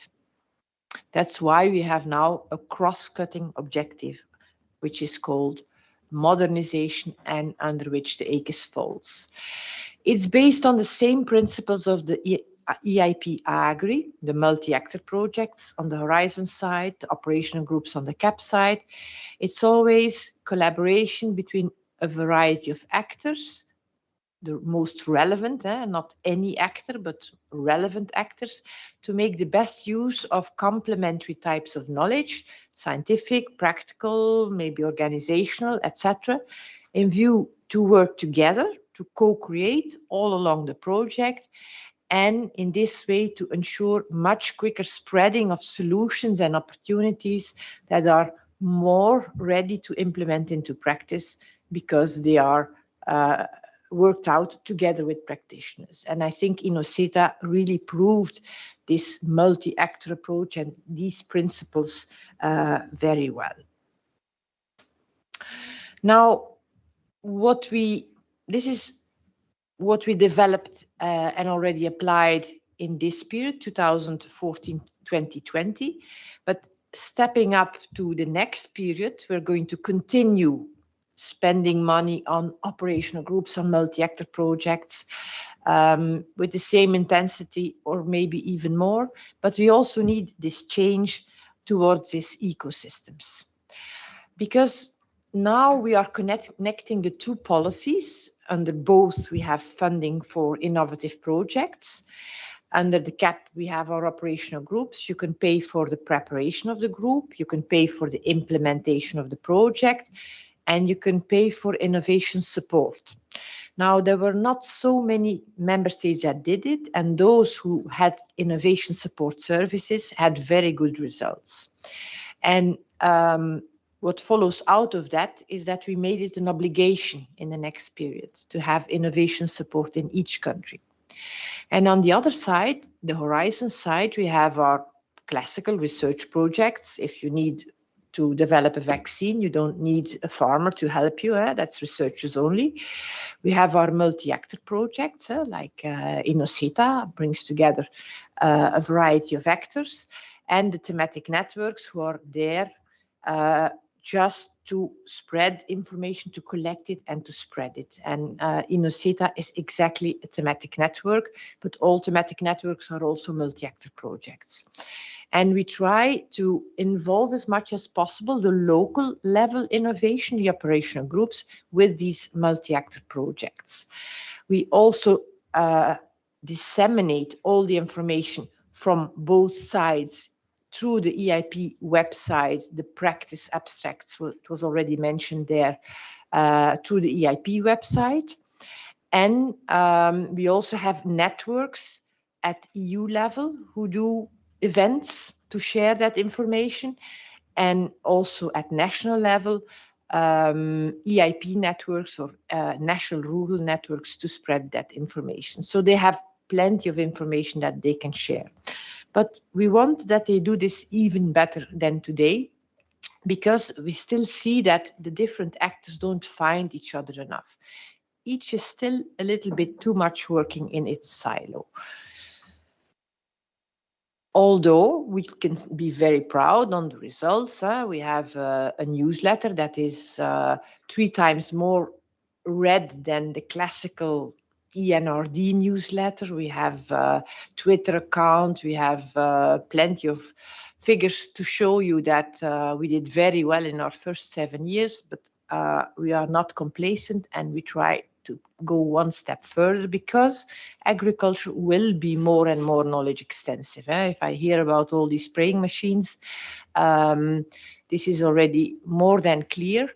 So what did we achieve until now? It's a voluntary measure, these operational groups under the CAP, and all member states except Luxembourg took it up. So it was in almost 100 rural development programs, these innovative projects. In total, there were 3,200 planned, and we know they only have to report when they have finished, so several are still running. That already more than 2,000 operational groups are running or have finished, and we still have 4.5 years to go. So we run until 2022, and then the invoices can come in until 2025. So we will definitely come to the 3,200. In fact, the planning has been adapted with the 2 transitional years to 4,000 operational groups already.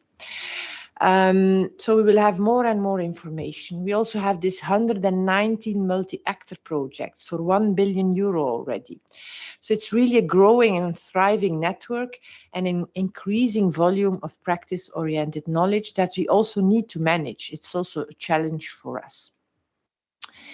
And countries already started on their own to put this in databases, like in Germany, in France, in Lithuania. They already created databases, each country on their own. And we realized that's not the best way to do it. It will not be interoperable. We will not be able to exchange this information. And we tried out through 2 projects. First, the Euracnos project that only looked to thematic networks. Then came the feasibility study for the real EU knowledge reservoir for practice, the Eureka project. And that's now almost finished. They are doing their last months, I suppose. And we know that it is feasible with the best chosen, because we've been talking with DG Digit also within the Commission, what standards do we need, what IT language do we need. And we are now having a 15 million project that will create this EU practice knowledge reservoir. It will be called, most probably, because the selection still has to be done, but what these 2 projects propose is to call it the Farm Book. And why will it be attractive? Because first of all, there will be plenty of material for education, for training, for the usual education, the day education, for vocational training, for training of farmers and advisors. because if we compare it with our current EIP website, we now search with keywords, and the idea in the new topic that we drafted is to use artificial intelligence smart search filters. It should also be multilingual, so use a little bit more than Google Translate, something more smart than that. There will be the possibility to comment on the content and even to interact and build practice communities around certain subject. And we also are thinking about something quantifiable. Scientific abstracts also have that. They have peer reviews and they are counted then, etc. So we could do the same with our practice information so that people can see this is a very interesting thing. I need to read this if it has a lot of likes. Okay. Yeah, I see. Right. So further about how we are going to modernize the CAP. So in the past, only funding innovative projects. Now this innovation ecosystem that interlinks people and projects within the ACES. We have in the CAP 9 common objectives, 3 that are more economic-like, about viable income, power in the food chain, etc. We have 3 more environment, climate, biodiversity type, and then more the social ones on vibrant rural areas, generational renewal, and also the connection with the consumer. And on top of that, we have a cross-cutting objective. And now member states can make, which was not the case in the past, measures that are dedicated for this knowledge and innovation spreading, for this cross-cutting objective. And what is the basis of our legislation to ensure that we will have better ACES in the future? Because there are ACES, but we think they're not good enough. First of all, they have to make a SWOT and look to the current setting up of the ACES. And then we ask that they explain us how they are going to improve it. How will advisors, researchers, and CAP networks, these are not the whole ACES, there's many more, you saw that in the beginning, but if those 3, they are key pillars, if those 3 would work closely together, the rest will follow and will profit from it. So we are asking that these 3 advisors, researchers, and CAP networks with all this info from all these projects will work closer together, and also how then they will provide more competent advice and innovation support services for further innovative projects. Farm advice is also completely reshaped. We had a so-called farm advisory system, which was very much focused on cross-compliance and a few extra elements, but you had to take the cross-compliance, while farmers were not always interested in that anymore. They thought, we know enough of that. So what we are now aiming at is, first of all countries will have an obligation to provide advice in their CAP plans. These advisors shall be integrated in the ACES in an inclusive way, meaning all advisors, private or public, one-man companies or big bodies, and they should be able to cover economic, environmental, and social dimensions. So a very wide span if you compare with the past.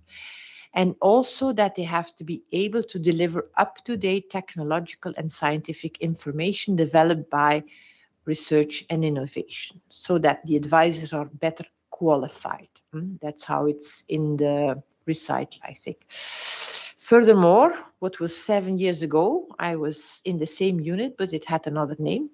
But we tried to ensure that our advisors were impartial, but countries didn't take it. So the Commission proposal didn't come through, but this time it did come through that the advisors that we support must be impartial and able also, not all advisors, it can be a number of specialized advisors, able to provide that innovation support. So innovation support becomes obligatory to help prepare these innovative projects, which are called operational groups.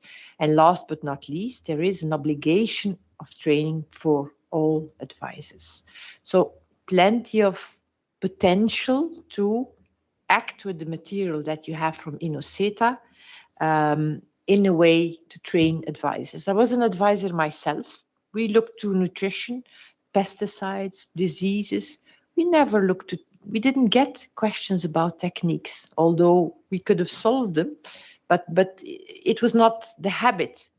And our view now is that advisors should be able, with a bit of help through all this knowledge coming from research and innovation, with the back office, an office where specialist advisors are placed that can help for specific things, that they will be able to reply to more difficult questions than in the past.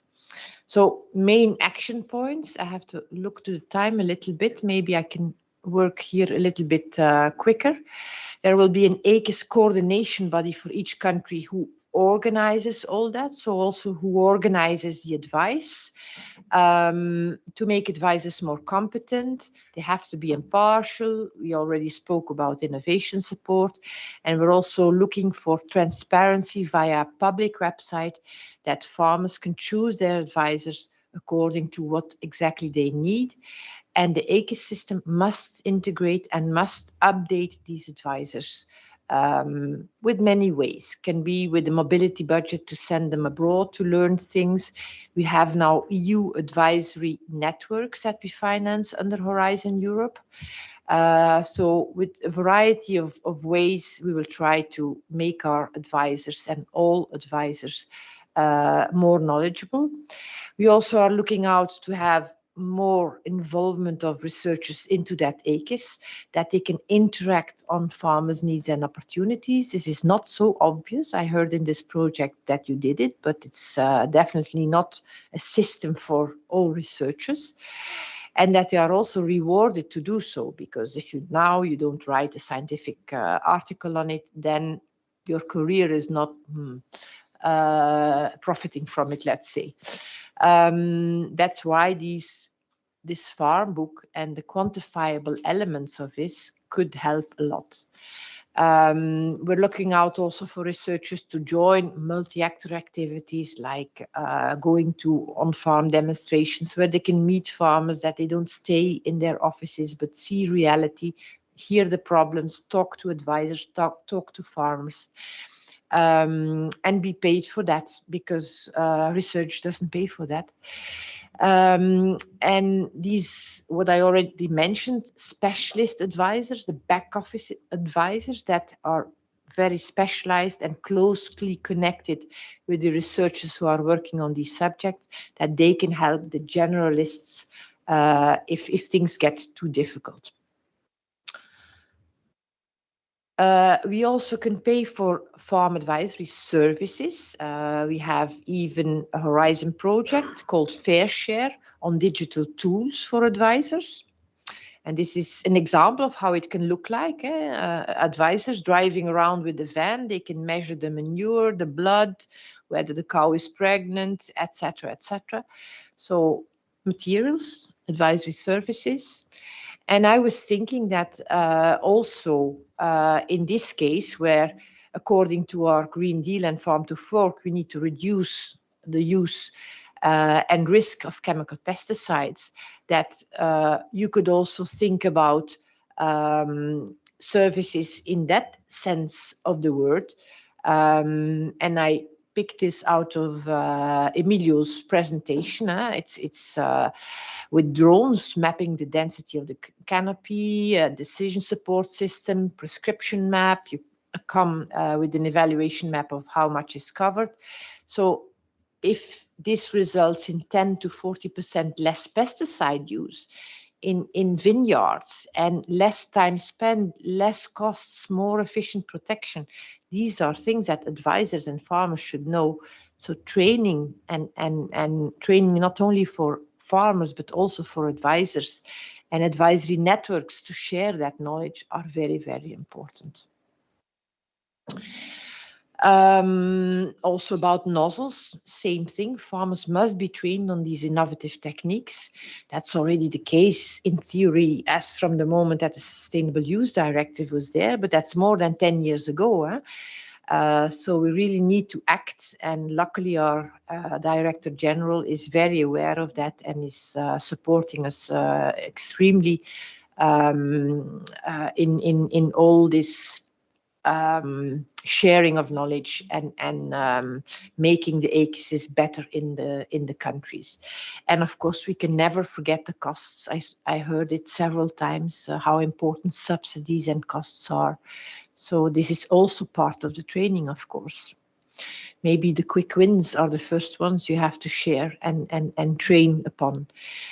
So how can you better spread the innovative knowledge? I would say in operational groups, it works very well. Where farmers are in, we realize that even if only 1, 2, 3, 4, 5, maybe 10 farmers are in, around them and through the different events that these innovative projects do, up until, and we had a study confirming that, up until 100 farmers are looking peer-to-peer, learning from those who are in the project, trying it out at home.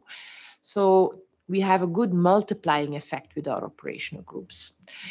Second, education helps implementation in the schools, vocational training, training of farmers, we already said that. Also, thematic networks, as INNOSETA is one, but you can do that at national level too. Multi-actor, with the advisors that are there, with the technicians that are there, with the farmers, do exactly the same, but at national level to spread the practical outcomes across the EU. And if the technology is rather expensive, this was also mentioned earlier, also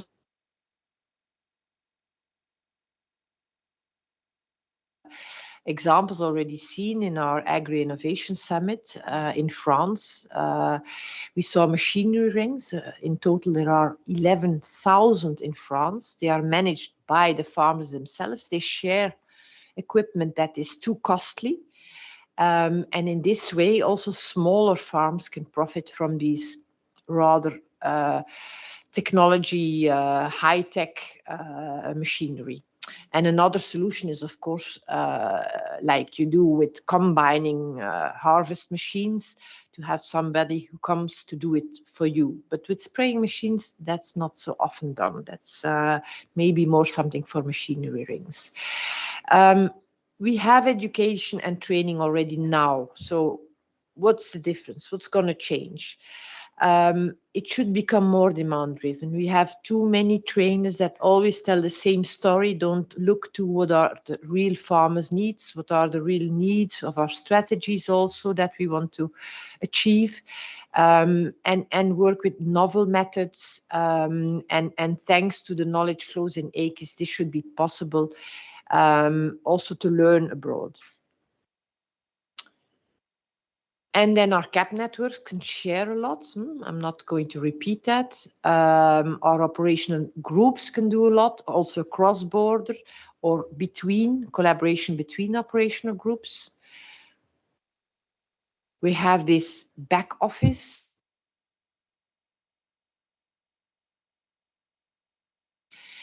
And this is the list of the 4 main streams how you can improve your ACES. First of all, with all kinds of activities that enhance knowledge flows and strengthen the links between research and practice. I'm not going to list everything, you can read that later on. To strengthen the competence of farm advisors and to link them better within the ACES, that they get better support. To incentivize operational groups and multi-actor projects.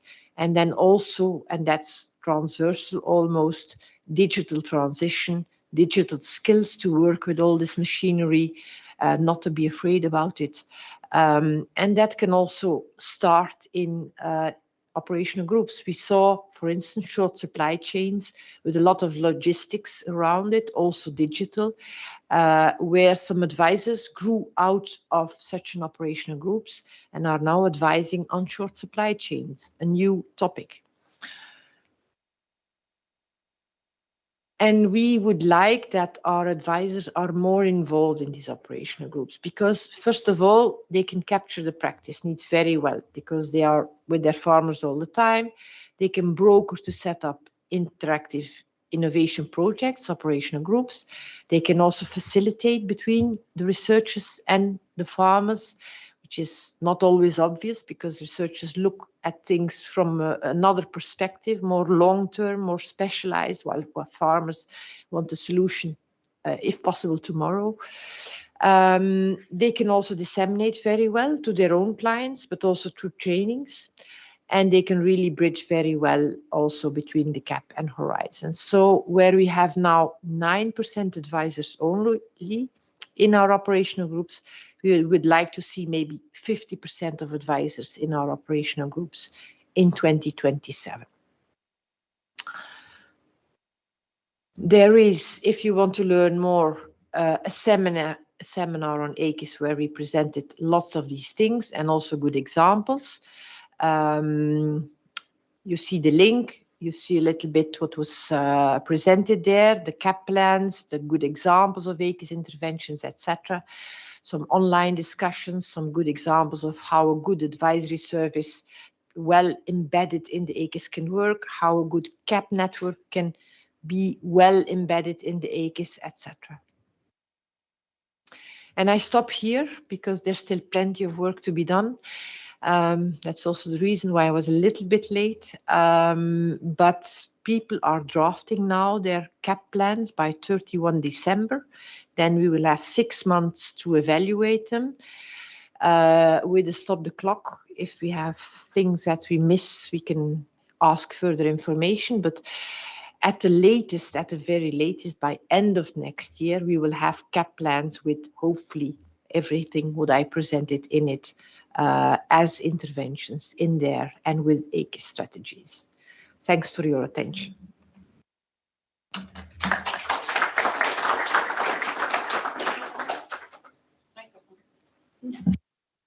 Thank you very much, Inge. So now, with a little bit of delay, I think we are going to spend some more minutes, like 10, 15, if no one bothers much about that, for the panel discussion. So without further ado, I think I will invite all the panelists and the moderator on the table, and we will move forward to the panel discussion.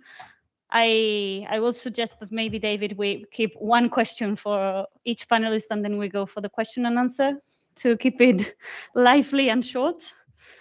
So, but in any case, I think we had a very, very good interventions. And also for our viewers online, I invite you to pose your questions through the YouTube chat so we can maybe have them also for after the, let's say, the first round of questions. And if we cannot, let's say, answer them directly, we can always try to do it through our social media, which I invite you also to follow INNOSETA project. So I now give the floor to David, who will be the moderator for our panel, which I will be included in. So thank you very much, David. Thank you very much for all the panelists, and the floor is yours. Let's go for it. Thank you. Thank you, Paula, for the introduction. So we are happy to have all, let's say, representatives here from stakeholders related with PPP use. We will have a short panel discussion. There are two new faces around the table. It's Peter Globen and Manfred Reutele. I will give them just some seconds to introduce themselves, starting with Peter. Hello, my name is Peter Globen. I'm working from John Deere as a product safety and compliance engineer, and I'm representing today SEMA, the European Industry Association, Agriculture Industry Association. Thank you. My name is Manfred Reutele. I come from the crop protection industry. I'm working since 20 years as a consultant. At the moment, I'm working for Crop Science Europe on the TOPS project, which we have started 15 years ago in 23 countries in Europe, where we focused on water protection, and we have now developed BMPs for all entry pathways of pesticides into water. So I think the focus was mainly on training and dissemination and risk mitigation, as we have seen. Thank you, Manfred and Peter. So, of course, today we are here for the INNOSETA project. Some of you were closely involved, others were less involved. Pardon? My first question is for Paola, who was closely involved. What is your general impression about the INNOSETA project? Has it contributed to a more sustainable use of PPPs, and how? Okay, thank you very much, David. I would say quite a good question, quite a also provocative question, and something that, as we saw today, is quite on the table right now. Also, not just on the farmer side and the research side, also for the Commission. Also something that is under the scope of the Green Deal and the Farm to Fork, for sure. We have been hearing this for months, for years already. So something that I will say first and foremost is, of course, farmers, let's make the statement. I mean, farmers support fully sustainable use of pesticides, and we apply as much as we can and as good as we can the integrated pest management principles. And as I was also discussing with Emilio before the meeting, I think, in fact, yes. I mean, INNOSETA is one of those examples that help, first of all, bridge the gap between farmers and research to, let's say, facilitate both ways the possibility of developing together tools that can be actually put in place in a timely manner in the fields, not something that, okay, is super brilliant, but actually no farmer can afford, which we also have examples in the market. I mean, we have some de-weeding robots that are like the best thing in the world, but they are so expensive that farmers cannot afford them, even if they are some of the best options that they have, let's say, in the showcase in the market. So I think in that regard, yes. And also I wanted to add in that regard that, as it was mentioned in the video, one of the best things, best assets that this project has is the database, is the platform. So where all of us can provide, not only find material that can help us not to record, let's say, to Google to look for information, but to have some reliable sources of information on what we can do at field level. And on the other hand, we also can provide our own examples, our best practices based on what we already apply and what we do.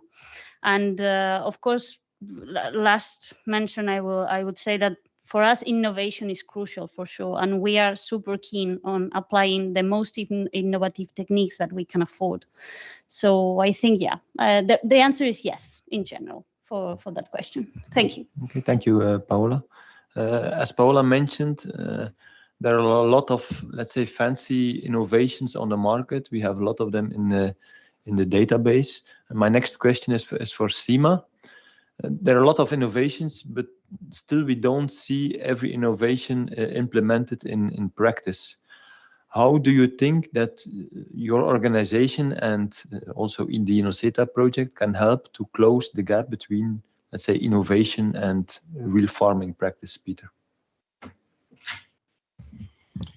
Well, thank you. So that's correct. So not everything what is on, let's say, on research level is offered by the industry, and I have to say, when I saw that at the INNOSETA, the promoted or kind of nominated industry solutions, they are all market available. So that is what was placed to the INNOSETA database, and the research project, or when I can comment back to the previous question. So the main added value of the INNOSETA platform, I see that is a transfer of the knowledge. That's the really, really good point there, from the researchers to the farmers. The second point, is beside the transfer of the knowledge, is that this platform more or less open the discussion and bring the topics on the European level, because until now or in the past, these issues were discussed really on the national level, and this create this kind of disharmonization of the requirements and create different requirements for the technology, which is, let's say, not very effective. Yeah, thank you. Thank you, Peter. Manfred, the next one is for you. One of the important feedbacks from the workshops and the INNOSETA project was that new technologies have a price. It's not always clear for farmers what is the added value of a new technology. So how could we overcome the economic barrier for the purchase of new spraying technologies? I think the first aspect is to prove the benefit of the technology. And I think what I have seen so far and covered by my experience, when the farmers can see the benefit, the price is not so much a problem. Thank you, Manfred. Peter mentioned that we brought, let's say, the discussion to European level using INNOSETA. This brings us more to the regulation, the European regulation. One of the comments was also that there is a need to further harmonize European legislations in order to facilitate the adoption of technologies by farmers. The next one is for you, Inge. Some examples are, for example, differences in drift regulations between different countries, the different implementation and the mandatory inspection of sprayers. So do you agree that there's a need to further harmonize, and how could we make a step forward in this harmonization?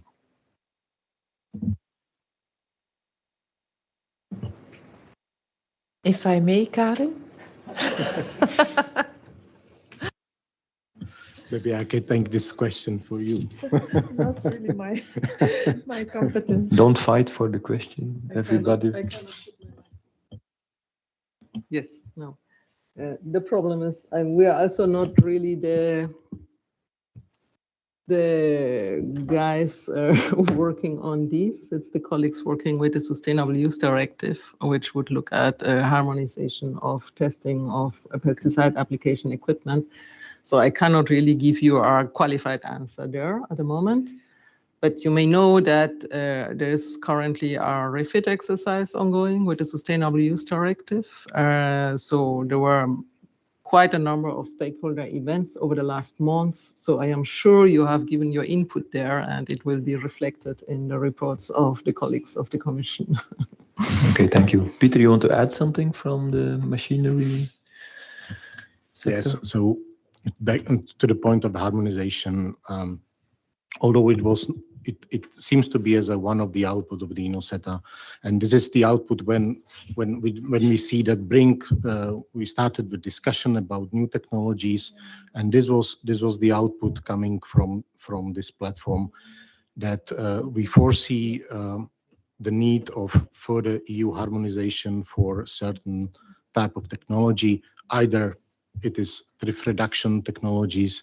There we have currently issued that every country classify or have own classification scheme, which makes the cost of the technology higher than it should be or could be. Also, it doesn't bring very much or doesn't help the farmer to understand which type of technology, which class he has to use.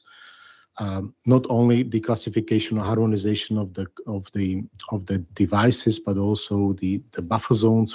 There was mentioned that there might be some actions towards to harmonize the buffer zones,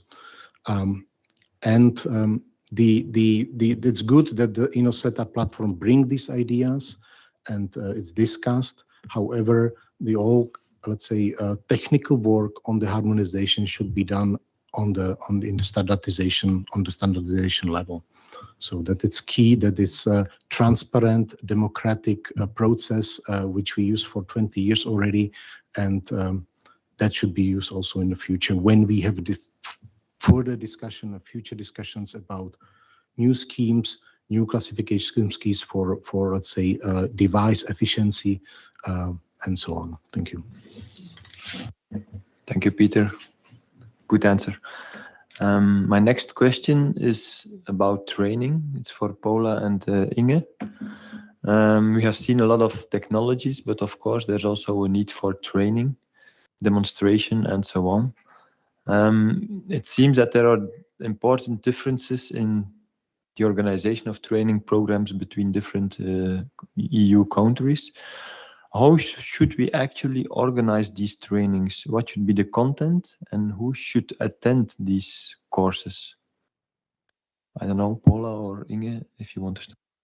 Yes, Paula. Yes, I can start. So I must admit this is not fully my expertise, but I already asked one of my colleagues that deals specifically with the issues on training about this for a horizontal view, let's say. Well, first of all, let's say that for sure for us training, if possible, lifelong training is a very important issue in this regard. I mean, every day we learn something new, and I think for the farmers is the same, even for the daily work, let's say, for the daily life, because actually we have to remember that sometimes the farm, it's their life, is what they let's say they put their heart, their soul, their everyday, their tears, their smiles. So for them to know exactly how to better treat their plants, how to better manage the farm, not only in a more sustainable way, but in a more efficient way, in a more, let's say, cost-efficient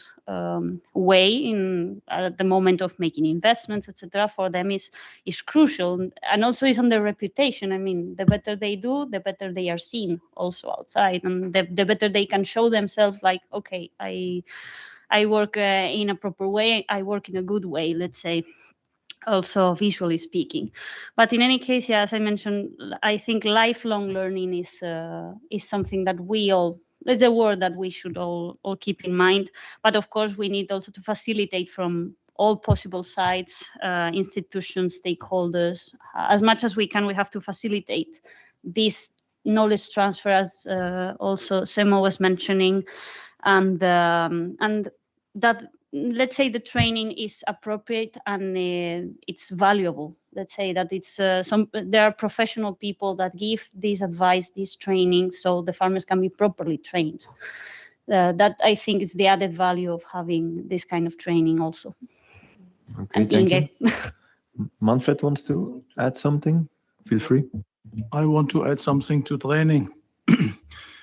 It is open question, what is a good training and what makes it a bad training? I think we have not yet a lot of knowledge what makes really a training good. What we have seen in our trainings, we have trained more than 100,000 farmers, is that there are areas where theoretical presentations are not really effective. There are some areas where you need to make practical exercise. For example, calibrating a sprayer, you need to do it. It is not sufficient to go to a platform which is collecting data if you have not done it practically. Thanks, Manfred. And then the final word for this question for Inge. Yeah, I can only, of course, say that indeed training is very important. It's the question of the carrot and the stick. And it's always nicer to work with the carrots. As you saw from my presentation, we are putting a lot of attention in that. I can add that we also have an AKIS co-creation horizon project that will work for 7 years, where the countries will learn from each other. So, for instance, within such a project, you could harmonize the training on spraying equipment. Could be an example to do that in such a project. But further thematic networks working on the basis of this platform and working more in depth to the local level is another possibility. You know that thematic networks, they are bottom up. Any subject can come in. You just can't repeat what you already did. But I mean, if the subject is based on something you have, but you do something else, you can do, again, a thematic network going deeper and deeper. And then last but not least, we have not only thematic networks, now also EU advisory networks. And I think with our farm to fork strategy, that one of the ones for 2023 might be one on pesticide use and reduction of the use. It frames very well with our farm to fork strategy, and we could then put as a topic, I can't promise this now, this is always a negotiation between the colleagues, who gets the money for what. But I think this is really worthwhile to put specific efforts to link up all over Europe the advisors that are specialists in training equipment, and they can serve then in the back office to help their advisors in their country or in their region. Thank you. It's interesting to follow up in the near future. So my last prepared question, let's say, is one for Karin. It's a more general one. So we all know that there's more and more pressure on the use of chemical plant protection products. How can we improve the acceptability of pest management in future, and how could your organization help?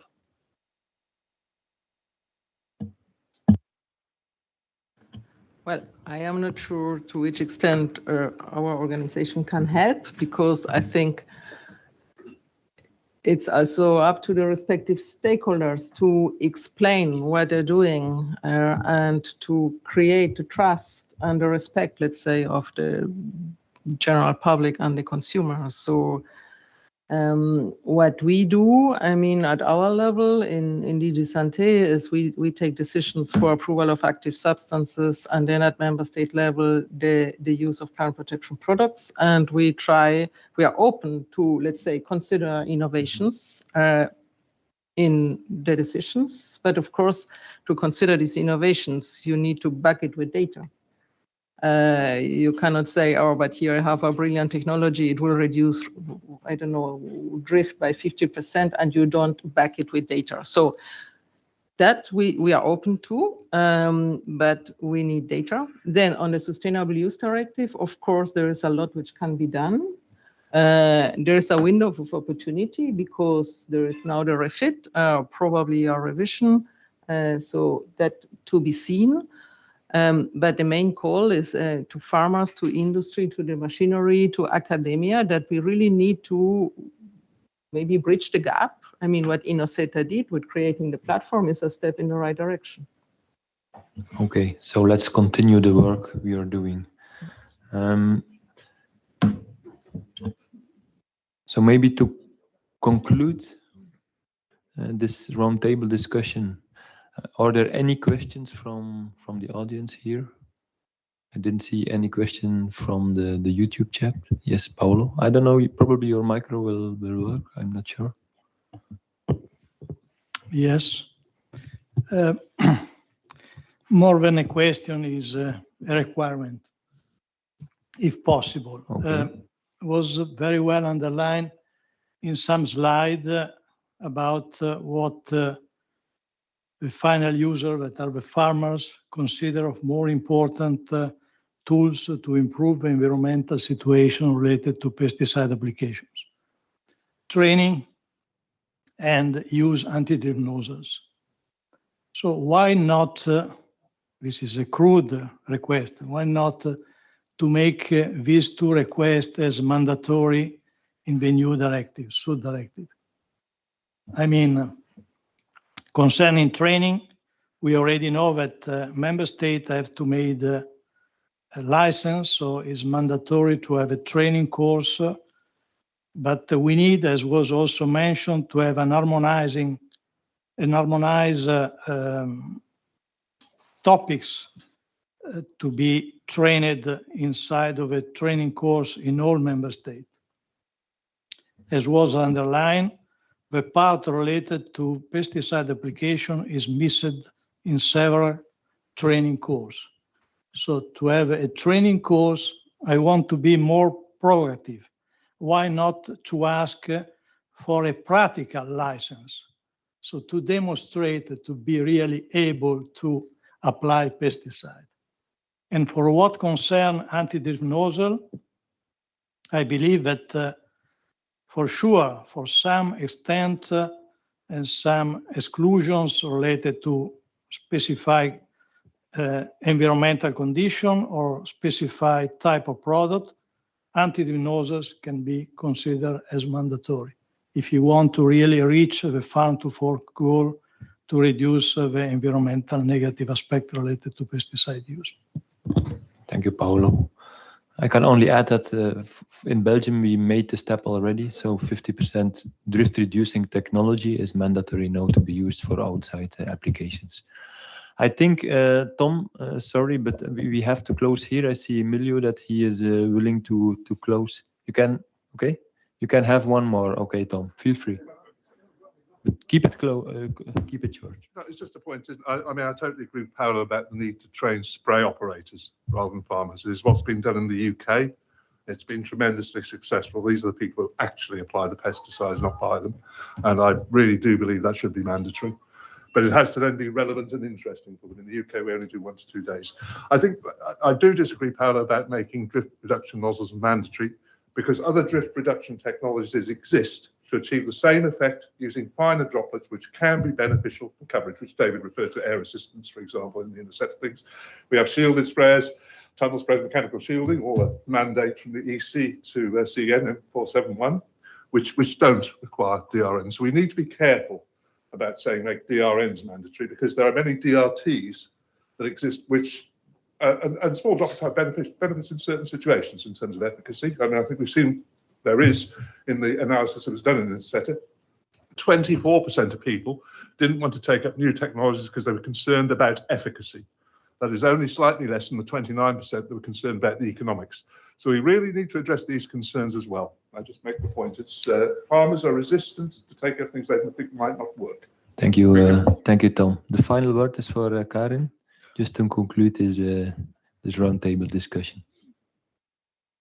No, that's not the final word. I just wanted to mention that, I mean, coming back to what the colleague just said, that in addition, you have pesticides, which are chemicals, and under our legislation, we also have microorganisms, for instance. And then, I mean, maybe you would not require the same conditions. So that's also something to keep in mind.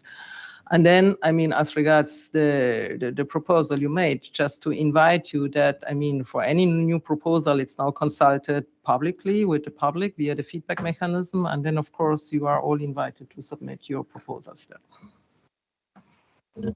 Thank you. With this, I want to close this panel discussion. I want to thank all panelists for their input, and I give the word to Emilio to close the event. Thank you.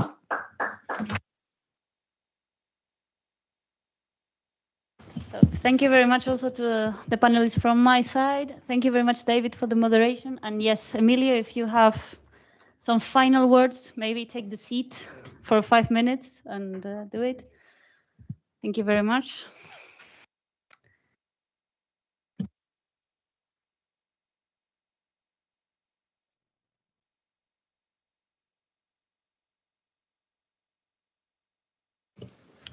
So I know all of us, we are tired. It has been a long, but really, really nice afternoon. And I'm really happy about the result of this first brokerage event of the INNOSETA project. Of course, we could stay here discussing from technical aspects, as Paolo mentioned, or Tom.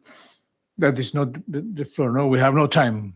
And so I would like just to finish this afternoon, as I wrote some words, let me read it, because if not, I will forget that.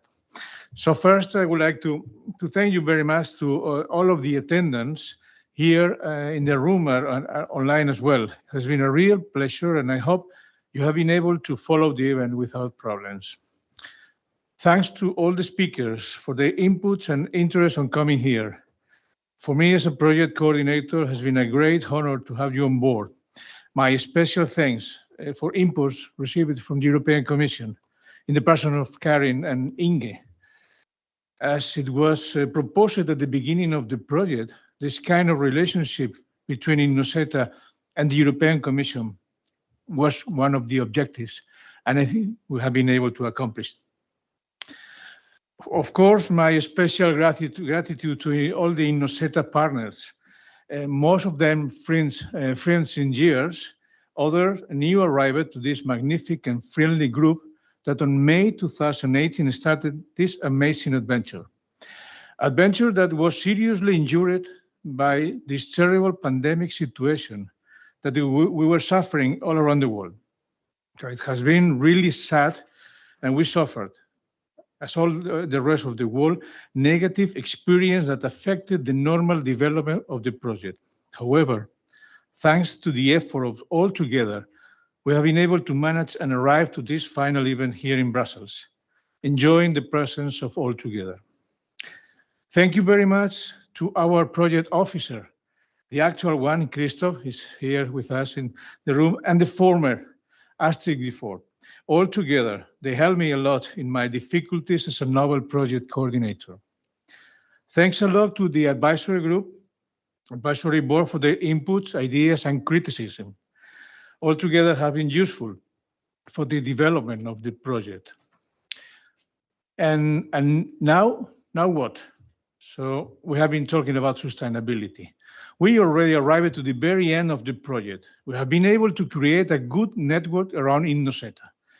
INNOSETA platform is running since months with, I think, great success. The name and the platform are very well known, not only all around Europe, but also over the sea. And it is considered as a very good example. But the project already finished, and me as project coordinator, I have a big concern. What will be the future of INNOSETA? Is it illogic to spend a huge amount of public fundings to develop something as the platform that, if nothing happens, will be closer to a box in a few weeks? Europe invests a large amount of fundings to finance interesting projects, this one of INNOSETA. However, it has been detected certain overlapping among projects and also difficulties in the networking interactions. It has been detected some lack of interaction among similar projects. And one of the most common challenges of all the projects is how could it be guaranteed the usefulness of the nice tools already developed after the project's life itself. The World INNOSETA Consortium we are working, or we are trying to find a solution, and I'm sure that sooner or later we will succeed. Another important detected aspect is related to technology and farmers' skills. Concerning the crop protection topic, technology level is really high.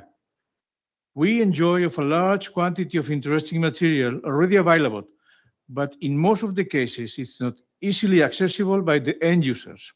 Sometimes the language, sometimes difficulties to find it, some others too complicated material, and altogether lead to a low profit and reduced benefits. Within INNOSETA project, as one of the other consortium, it has been demonstrated the interest and benefits of cross-collaboration, not only among different stakeholders as farmers, advisors, local authorities, researchers, manufacturers, but also countries. Europe is a single unit, but a large group of different cultures and agricultures. So there is a need to collaborate and face the problems in a tailored way. All the above mentioned problems and circumstances could be largely avoided or improved by applying a single word, training. And we believe that INNOSETA offers a good tool to help the stakeholders in their daily activity in this passionate world of agriculture. Finally, and before leaving, I would like to thank especially to Paula, here from Copa Cogeca, and Elena, she is right there from my team. Thanks to their effort, it has been possible to organize the event together with the technicians here in Copa Cogeca. Thanks also to Chema and Maribel, they are in Zaragoza. They are collaborated with me in the production of this video. Thanks to all of you, and I'm really happy to be here. Gracias.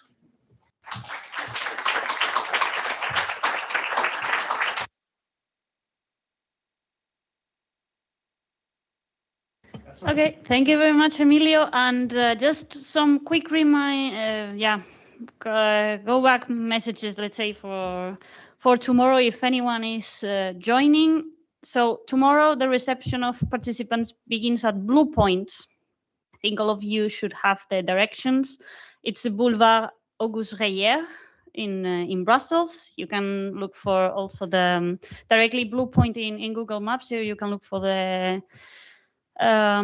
directions, and from here is quite easy. With the bus 12 or the 21, you arrive almost at the door, so it's quite easy. Reception begins at 8:30. The event begins at 9 with the interventions of Norbert Lins and Clara Aguilera, MEPs, and we will finish around 1. I hope that everyone that wants also to join the lunch tomorrow has filled the jot form that we sent. So hopefully everyone is in. And the lunch tomorrow will be at Prego in Place Jourdan, which is like 10 minutes walking from here. Now, for the dinner the ones registered for the dinner is in Rendezvous des Artistes. It's a restaurant in Louise, Place Louise. So if you need any indications, we can check afterwards outside the room, let's say. So we leave the cleaning people to come in. And I'm not sure if I have to remind anything else. No, well, any further questions we can check afterwards. So thank you very much again for coming, and hopefully we'll see each other tomorrow. Thank you.